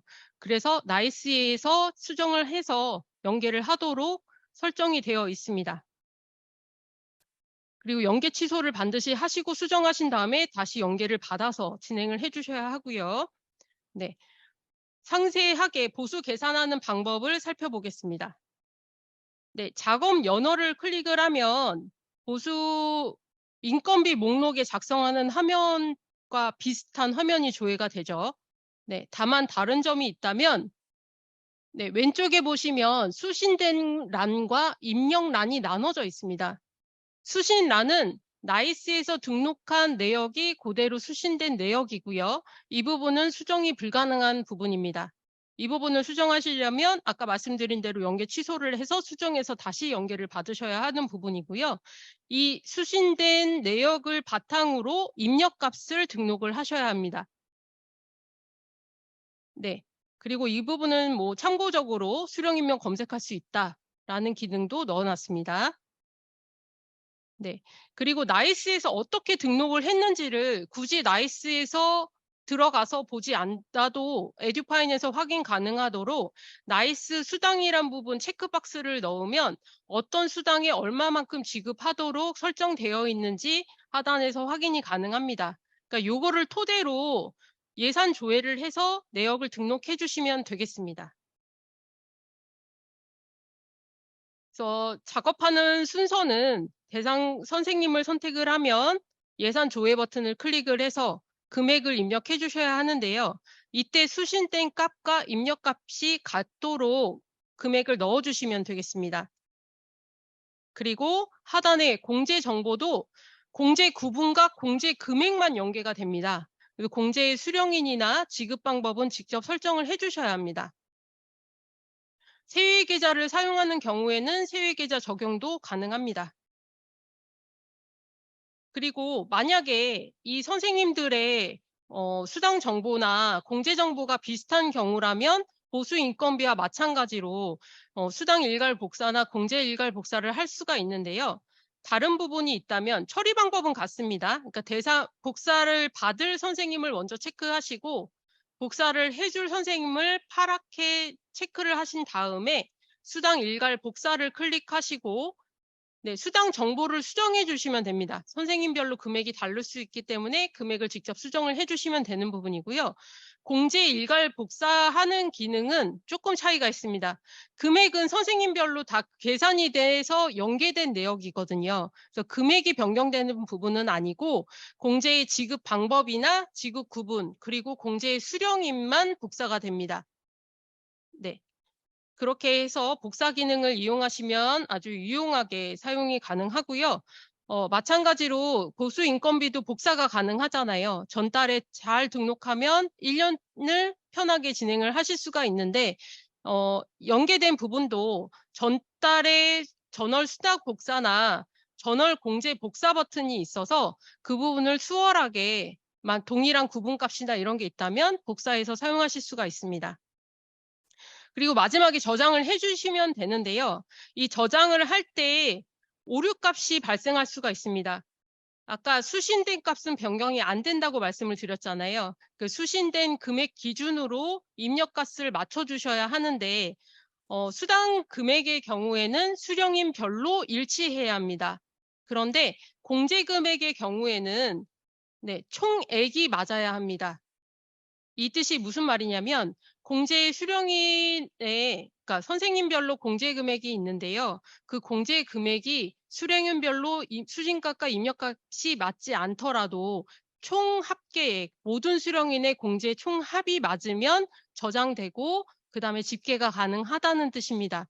이렇게 만들어 놓은 이유는 저희 사립유치원 회계의 경우에 선생님들이 퇴직을 한다던가 연말정산 때에 환급분이 발생을 하실 수가 있거든요. 그러니까 환급 처리를 위해서 이렇게 만들어 놨는데요. 나이스에서 만약에 환급받는 부분이 발생을 한다면 예를 들어 건강보험료를 환급받는다라고 했을 때 나이스에서 요번 달에 납부할 건강보험료와 환급받을 부분을 모두 입력하고 최종값이 연계가 됩니다. 그러면 그 금액이 마이너스로 연계가 될 수가 있어요. 그러니까 공제가 마이너스가 된다면 실제로 공제 유보도 되지 않고 금액이 상이해질 수 있기 때문에 최대한 마이너스 금액을 없도록 해주시는 게 좋거든요. 그때 제일 많이 사용하는 방법이 지금 박 선생님이 예를 들어서 건강보험료를 환급 받는다고 했을 때 건강보험료가 마이너스 된 부분을 삭제하고 밑에 있는 신 선생님의 건강보험료에서 그 금액 마이너스 금액만큼을 차감해서 기타 공제로 넣어서 기타 공제 수령인을 박 선생님으로 지정하고 진행하시는 경우들이 많아요. 그러니까 이게 원칙이라고 할 수는 없습니다. 최대한 마이너스 금액을 없도록 해서 처리하는 게 목적인데 만약에 그렇게 처리를 하게 되면 A 선생님의 공제 금액은 달라질 수밖에 없습니다. 마이너스를 지웠으니까요. 그리고 B 선생님의 금액은 공제 금액이 맞게 되겠죠. 하지만 이제 수령인이 달라지는 부분입니다. 그러니까 총 합계는 맞게 되겠지만 선생님의 별로 공제 금액은 달라질 수가 있는 부분이라서 이 부분은 공제의 총 합계만 맞으면 진행 가능하도록 만들었습니다. 네, 넘어가겠습니다. 그렇게 해서 전월 수당 복사 기능, 전월 공제 복사 기능도 활용하시면 좋을 것 같습니다. 네. 아까 말씀드렸듯이 수령인의 수당 총액과 수신된 값과 입력값을 맞추고 그리고 모든 수령인의 공제 금액과 수신된 모든 공제 금액이 일치한다면 보수 집계 가능 상태가 됩니다. 보수 집계 가능 상태에서만 집계 처리를 하실 수가 있습니다. 그래서 보수 집계를 진행하고 필요한 경우에는 집계 취소를 해서 수정을 해 주셔야 합니다. 이 부분은 동일하고요. 보수 집계가 완료되면 진행 상태가 보수 집계 완료 상태가 됩니다. 완료 상태에서만 원인행위를 진행하실 수가 있고 원인행위를 진행을 하실 때에는 물론 보수 인건비와 마찬가지로 제목 개요도 복사 가능하고요.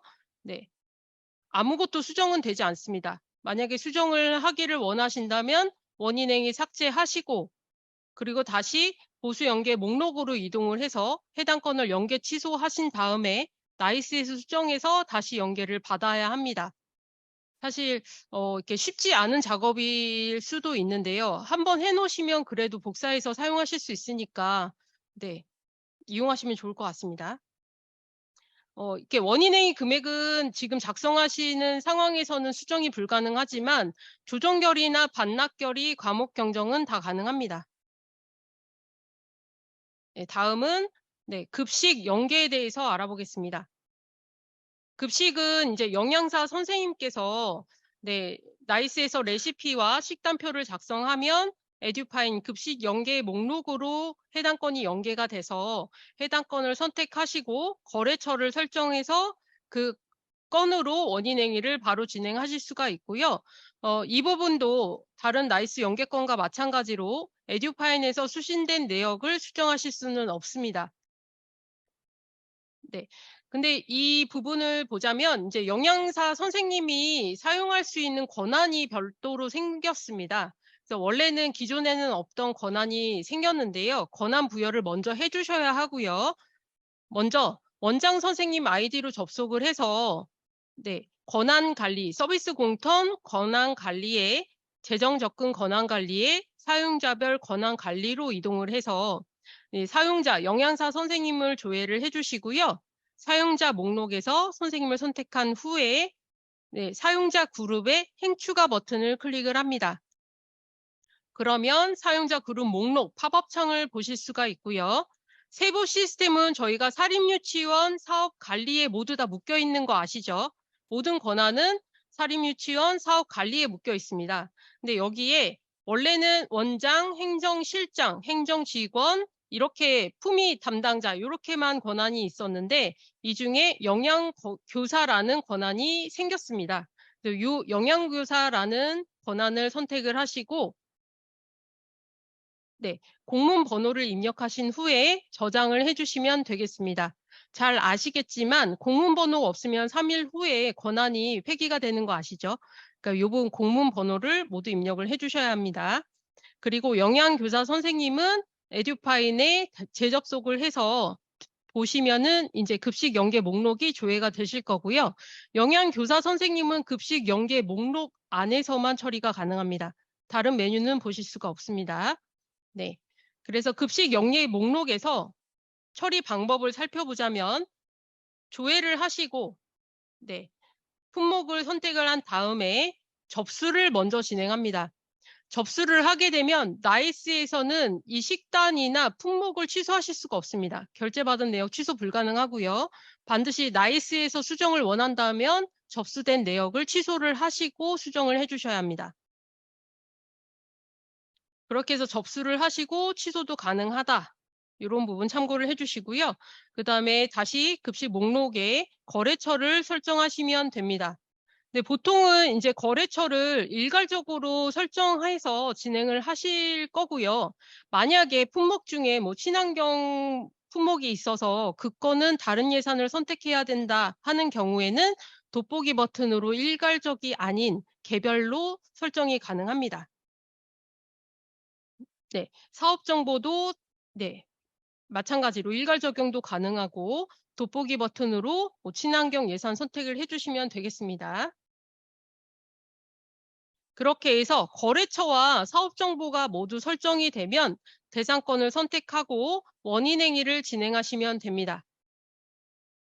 네, 그러면 총 건수 맞는지 확인을 해서 원인 행위 작성 화면으로 이동이 되고요. 하단에서 품목 내역 맞는지 선택을 하시고 저장 후에 결제 요청을 진행하시면 되겠습니다. 근데 아까도 말씀을 드렸지만 영양사 선생님은 원인행위 목록을 보실 수가 없습니다. 작성한 원인행위를 보시려면 급식 연계 목록에서 원인행위 번호 옆에 돋보기 버튼이 있거든요. 그러니까 만약에 원인행위를 작성하시다가 저장한 상태로 뭐 창이 닫히거나 다른 작업을 하시다가 이 화면을 닫은 경우가 있다면 그러면 원인행위 번호 옆에 돋보기 버튼으로 현재 선생님께서 작성하신 원인행위를 보실 수 있다라는 점 참고를 해주시면 될 것 같고요. 네. 그리고 진행 상태도 급식 연계 목록에서 진행 상태 옆에 돋보기를 클릭하면 지출이 어디까지 진행이 됐는지 확인이 가능합니다. 여기 안에서 모든 걸 확인하실 수 있도록 만들었습니다. 그리고 급식 자료 조회라는 기능은 참고적으로 넣어놨는데요. 그러니까 선생님이 식단별로 일자별로 식단을 작성하시잖아요. 그리고 품목도 일자별로 있을 거기 때문에 그 내역을 한 번에 확인하고 엑셀로 다운받을 수 있도록 되어 있습니다. 그리고 이전 화면으로 이동하면 다시 이 화면으로 돌아오게 됩니다. 그리고 급식 거래처 전송을 진행하셔야 되는데요. 에듀파인에서 거래처를 추가하고 등록을 하도록 되어 있기 때문에 품목별 거래처는 에듀파인에서 작성을 하게 됩니다.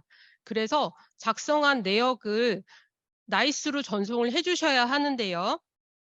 작성을 할 때 먼저 조회를 하시고 대상권 선택해서 나이스 전송을 진행하시면 되는데 필요한 경우에는 행추가를 하셔서 거래처를 직접 추가하시고 나이스 전송해 주시면 되겠습니다. 네. 그리고 이 부분은 팁인데요. 식품 속성을 나이스에 들어가서 속성 확인을 하실 필요가 없이 에듀파인에서 식품 속성 옆에 돋보기를 클릭해서 상세한 식품 정보도 확인이 가능합니다. 네. 다음으로 넘어가겠습니다. 다음 마지막 출장입니다. 출장은 지금 이 부분도 학교회계에서 이미 사용하고 있는 부분이죠. 그래서 관내 출장과 관외 출장 모두 사용이 가능한 부분인데요. 다만 다른 점은 사립유치원에게는 메뉴를 관외와 관내로 나눠 놓지는 않았습니다. 동일한 메뉴에 탭만 다르게 설정이 되어 있습니다. 그래서 출장 등록하고 나이스에서 복무해서 출장을 신청을 하시면 여비를 계산하시고 바로 원인행위 진행하실 수 있도록 되어 있습니다. 근데 이 부분 작업을 하시기 전에 먼저 교육청이나 유치원에서 기준을 먼저 등록을 해 주셔야 되고요. 그 부분 먼저 살펴보도록 하겠습니다. 네. 출장 연계할 때 교육청에서 먼저 기준을 만들어 주셔야 하는데요. 우리가 여비 지급을 할 때 여비 등급이나 네, 그런 부분 설정이 가능하도록 되어 있잖아요. 1 등급 얼마, 2 등급 얼마 뭐 이렇게 설정이 가능한데 그 부분을 네, 설정하는 부분이고요. 그래서 교육청 선생님께서 개인여비 등급관리 사립유치원 메뉴에서 조회를 하시고 행을 추가해서 1호와 2호, 3호, 4호 뭐 이렇게 등급별로 금액을 설정하실 수가 있습니다. 그리고 저장을 해 주시면 되는데요. 이 부분은 회계 연도별로 기준을 등록하시는 거기 때문에 만약에 전년도에도 동일한 기준으로 작업을 하셨다면 회계연도 선택 복사 버튼으로 진행을 해 주시면 되겠습니다. 네. 그리고 유치원에서는 관외 출장의 등급 기준은 교육청에서 작업을 해 주셨다면 관내 출장의 기준은 유치원에서 직접 등록을 해 주셔야 하고요. 출장여비 기준 정보에서 네, 먼저 조회를 하시고 행을 추가해서 네, 관내 여비 4시간 이상, 4시간 미만 얼마를 지급할지에 대한 기준을 작성을 해 주셔야 합니다. 그러니까 지금 관외여비의 경우에는 등급별로 금액이 달라질 수 있습니다. 기준이 다를 수 있기 때문에 그렇지만 뭐 금액이 달라질 수 있지만 관내여비의 경우에는 등급과 관계없이 4시간 이상인지 4시간 미만인지에 따라서 금액이 달라집니다. 그래서 반일인지 종일 출장권인지에 따라서만 금액이 달라지고 그 부분을 설정해 주시면 되고요. 그리고 관외여비 감액 비율이라는 거는 교육청에서 내려주는 기준에 맞지 않고 퍼센트를 좀 감액해서 지급을 해야 되는 경우에 유치원에서 설정을 해 주실 수가 있는데요. 이 부분은 필수로 입력하지 않으셔도 나중에 관외 출장 작업하실 때 직접 입력하실 수 있습니다. 네.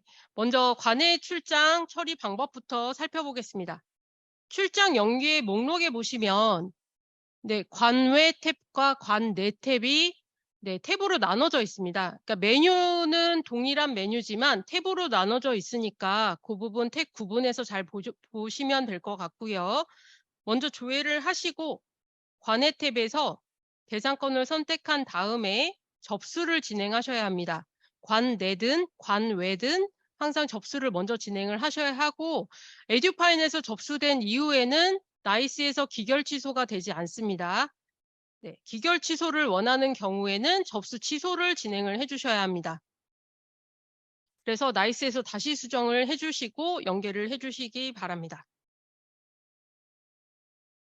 네, 접수단 대상권을 이제 여비 계산을 한번 해 보겠습니다.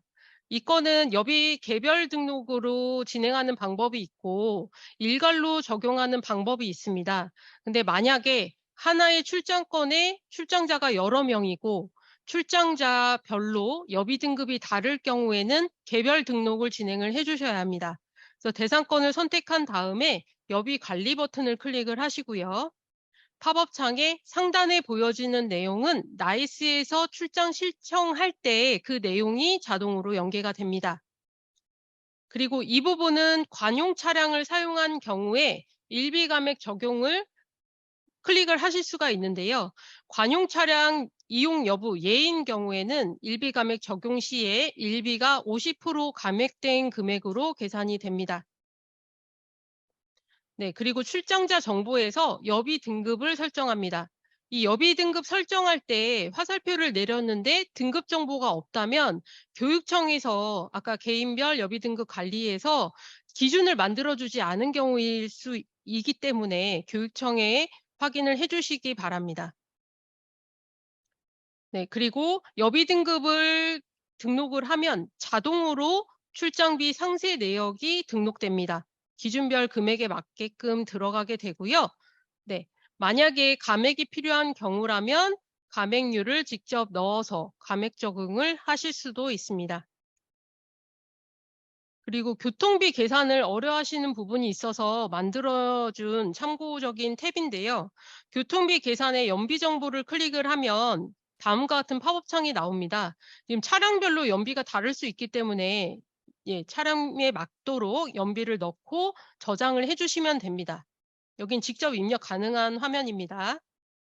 네. 그리고 행 추가를 하신 다음에 출장 일자와 교통편을 선택을 하실 수가 있는데 네, 교통편 선택을 돋보기를 클릭해서 나와 있는 부분 도착지와 출발지와 도착지 A, B의 거리나 이런 부분이 기준에 나와 있다면 선택을 하시면 되고 아닌 경우엔 직접 입력을 해 주셔서 네, 저장해 주시면 되겠습니다. 그리고 참고로 지금은 출장자가 한 명으로 보여지지만 다수의 출장자가 있는 경우에는 일괄적으로 등록도 가능합니다. 그렇게 한 다음에 사업 정보를 등록을 해 주시면 되는데요. 사실 사업 정보는 이렇게 돋보기로 하나하나 등록하실 필요는 없습니다. 대부분 출장 여비에 대한 예산은 하나, 두 개로 나눠서 편성을 하시잖아요. 관해인지 관내인지 그 부분만 설정을 하시기 때문에 이 부분 사업 정보는 일괄적으로 등록하시는 게 더 편하실 수 있습니다. 네. 그래서 돋보기로 사업 선택하신 다음에 확인을 클릭하시고 저장하시면 여비 계산은 완료가 됩니다. 근데 만약에 이 건의 경우에는 출장자가 많아서 여비 등급이 다 다르기 때문에 각각 계산이 필요해서 이렇게 개별 등록을 하실 수도 있지만 출장자의 여비 등급이 같고 동일한 기준이 적용되는 경우라면 일괄 적용을 하시는 게 훨씬 더 수월하시고요. 일괄 적용할 대상권을 선택한 다음에 사업 일괄 적용 버튼을 클릭해서 사업을 선택하시고 먼저 적용을 해 주시고요. 그다음에 단가 일괄 적용을 선택하시면 됩니다. 그럼 단가 일괄 적용할 때 교통비 얼마, 숙박비 얼마, 일비 얼마 이렇게 등록을 해 주실 수가 있고 그다음에 저장을 해 주시면 되겠습니다. 잘 아시겠지만 관외 출장의 경우는 관할 기간 외부로 출장을 가는 거잖아요. 그렇기 때문에 식비, 일비, 숙박비, 교통비가 모두 다 등록을 하실 수 있도록 되어 있고요. 관내 여비의 경우에는 관할 기간 내부로 출장을 가는 거기 때문에 당일 출장권으로 기록이 됩니다. 그래서 일비만 적용이 된다는 점 참고를 해주시면 될 것 같습니다. 그렇게 해서 저장을 해주시면 됩니다. 그리고 대상권을 선택을 하시고 원인행위를 진행을 하는데요. 원인행위 진행을 할 때 다음과 같은 팝업창이 조회가 됩니다. 지금은 안 나와 있는데요. 네, 보시면 다음과 같은 팝업창이 조회가 되는데요. 이때는 그러니까 출장자가 여러 명인데 A 선생님도 출장 신청을 하고 B 선생님도 출장 신청을 하실 수가 있잖아요. 이럴 때에는 동일 출장권인데 중복 출장 신청이 될 수가 있습니다. 그런 건들을 방지하고자 이중 지급을 방지하고자 중복 출장권에 대한 내역을 확인하실 수가 있습니다.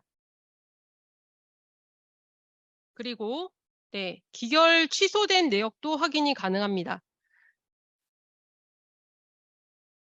네, 버튼으로 확인도 가능하고요. 기결 취소된 내역을 확인하실 수가 있는데 기결 취소는 나이스에서 출장 신청을 분명히 했는데 해당 출장 연계 목록에서 조회가 안 되는 경우가 발생할 수가 있어요. 그런 경우에는 기결 취소된 내역이 있는지를 먼저 확인을 해 주셔야 합니다. 그래서 해당 버튼을 클릭해서 취소된 내역 확인을 하시고 만약에 필요한 경우라면 나이스에서 신청을 다시 해 주시면 되겠습니다. 그리고 원인 행위를 할 때 주의사항이 있는데요. 네. 원인 행위를 진행을 하실 때 보면은 처음에 신청건은 네. 여기 보시면 원인 행위 진행을 하다 보면은 몇 건에 대한 원인 행위를 한다라는 알림을 보여주거든요. 그다음에 원인 행위를 진행을 했는데 4 건이 아닌 3 건이 보이는 경우들이 있을 수가 있습니다. 물론 학교도 동일하게 보여질 수가 있는데 이 부분은 나이스에서 여비 부지급이라는 부분에 체크를 하고 결제를 받게 되면 에듀파인에 연계될 때도 어 그 부지급 여부 체크된 채로 연계가 되거든요. 근데 이 부분은 에듀파인에 연계된 후에 수정이 불가능합니다. 그래서 부지급이라는 건 지급하지 않겠다는 뜻이죠. 지급을 하지 않기 때문에 원인 행위 작성하실 때에는 대상건이 조회가 되지 않습니다. 만약에 원인 행위 작성하실 때의 건수와 원인 행위 작성 화면에서의 건수가 다르다 할 경우에는 부지급 여부를 체크되어 있는지 지금 이 부분에서 확인이 가능합니다. 부지급 여부가 N으로 되어 있어야 지출을 가능할 수 있는 건이고요. Y로 되어 있는 건은 지급이 되지 않기 때문에 만약에 해당 건을 지급해야 되는 경우라면 여기에서 접수를 취소하시고 그리고 나이스에서 다시 출장 신청 기결 받으신 부분을 취소한 다음에 재신청하셔서 연계를 해 주셔야 합니다. 네. 그렇게 진행을 해 주시면 됩니다. 그리고 관내 여비에도 팁으로 뭐 원인 행위를 바로 가게 한다든가 진행 상태를 확인할 수 있는 기능을 넣어 놨으니까요. 그 부분은 나중에 작성을 하실 때 돋보기 버튼을 모두 다 눌러 보시면서 어떤 내역이 있는지 확인을 해 보시는 게 좋을 것 같습니다. 네. 관내 여비는 이렇게 진행을 해 주시면 되는 부분이고요. 다음 관내 여비에 대해서 알아보겠습니다. 관내 여비도 관내 여비와 동일하게 처리 방법을 뭐 개별적으로 등록하실 수도 있고 뭐 일괄적으로 등록하실 수도 있습니다. 근데 관내 여비의 경우에는 아까 관내에는 여비 등급이라는 게 있어서 등급별로 금액이 달라질 수 있다고 말씀을 드렸잖아요. 기준이 다르기 때문에 금액이 달라지는 부분인데요.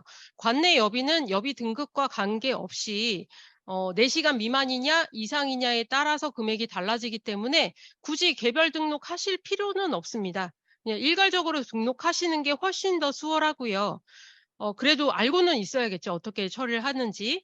대상권 선택한 다음에 접수를 먼저 진행을 해 주시고 그다음에 여비 관리 버튼을 클릭을 합니다. 마찬가지로 나이스 수정을 원하는 경우는 접수를 취소하고 진행해 주셔야 합니다. 여비 관리를 클릭하면 관해와 마찬가지로 동일한 화면이 호출이 되는데요. 상단에는 나이스 연계권, 나이스에서 작업한 내용 그대로 조회가 되고요. 하단에서는 출장자 정보를 등록하도록 되어 있습니다. 이때 단가를 금액을 하실 수가 있고 만약에 내가 그 종일이라서 2만 원으로 지급해야 되는데 이 중에 일부를 감액한다. 그러면 감액 금액을 직접 입력하시거나 퍼센트를 넣고 감액 적용을 해 주시면 됩니다. 그리고 저장을 해 주시면 완료가 됩니다. 네. 그리고 사업 정보도 개별 등록 가능하다. 요런 부분 가능한 걸로만 기억을 해 주시면 되고요.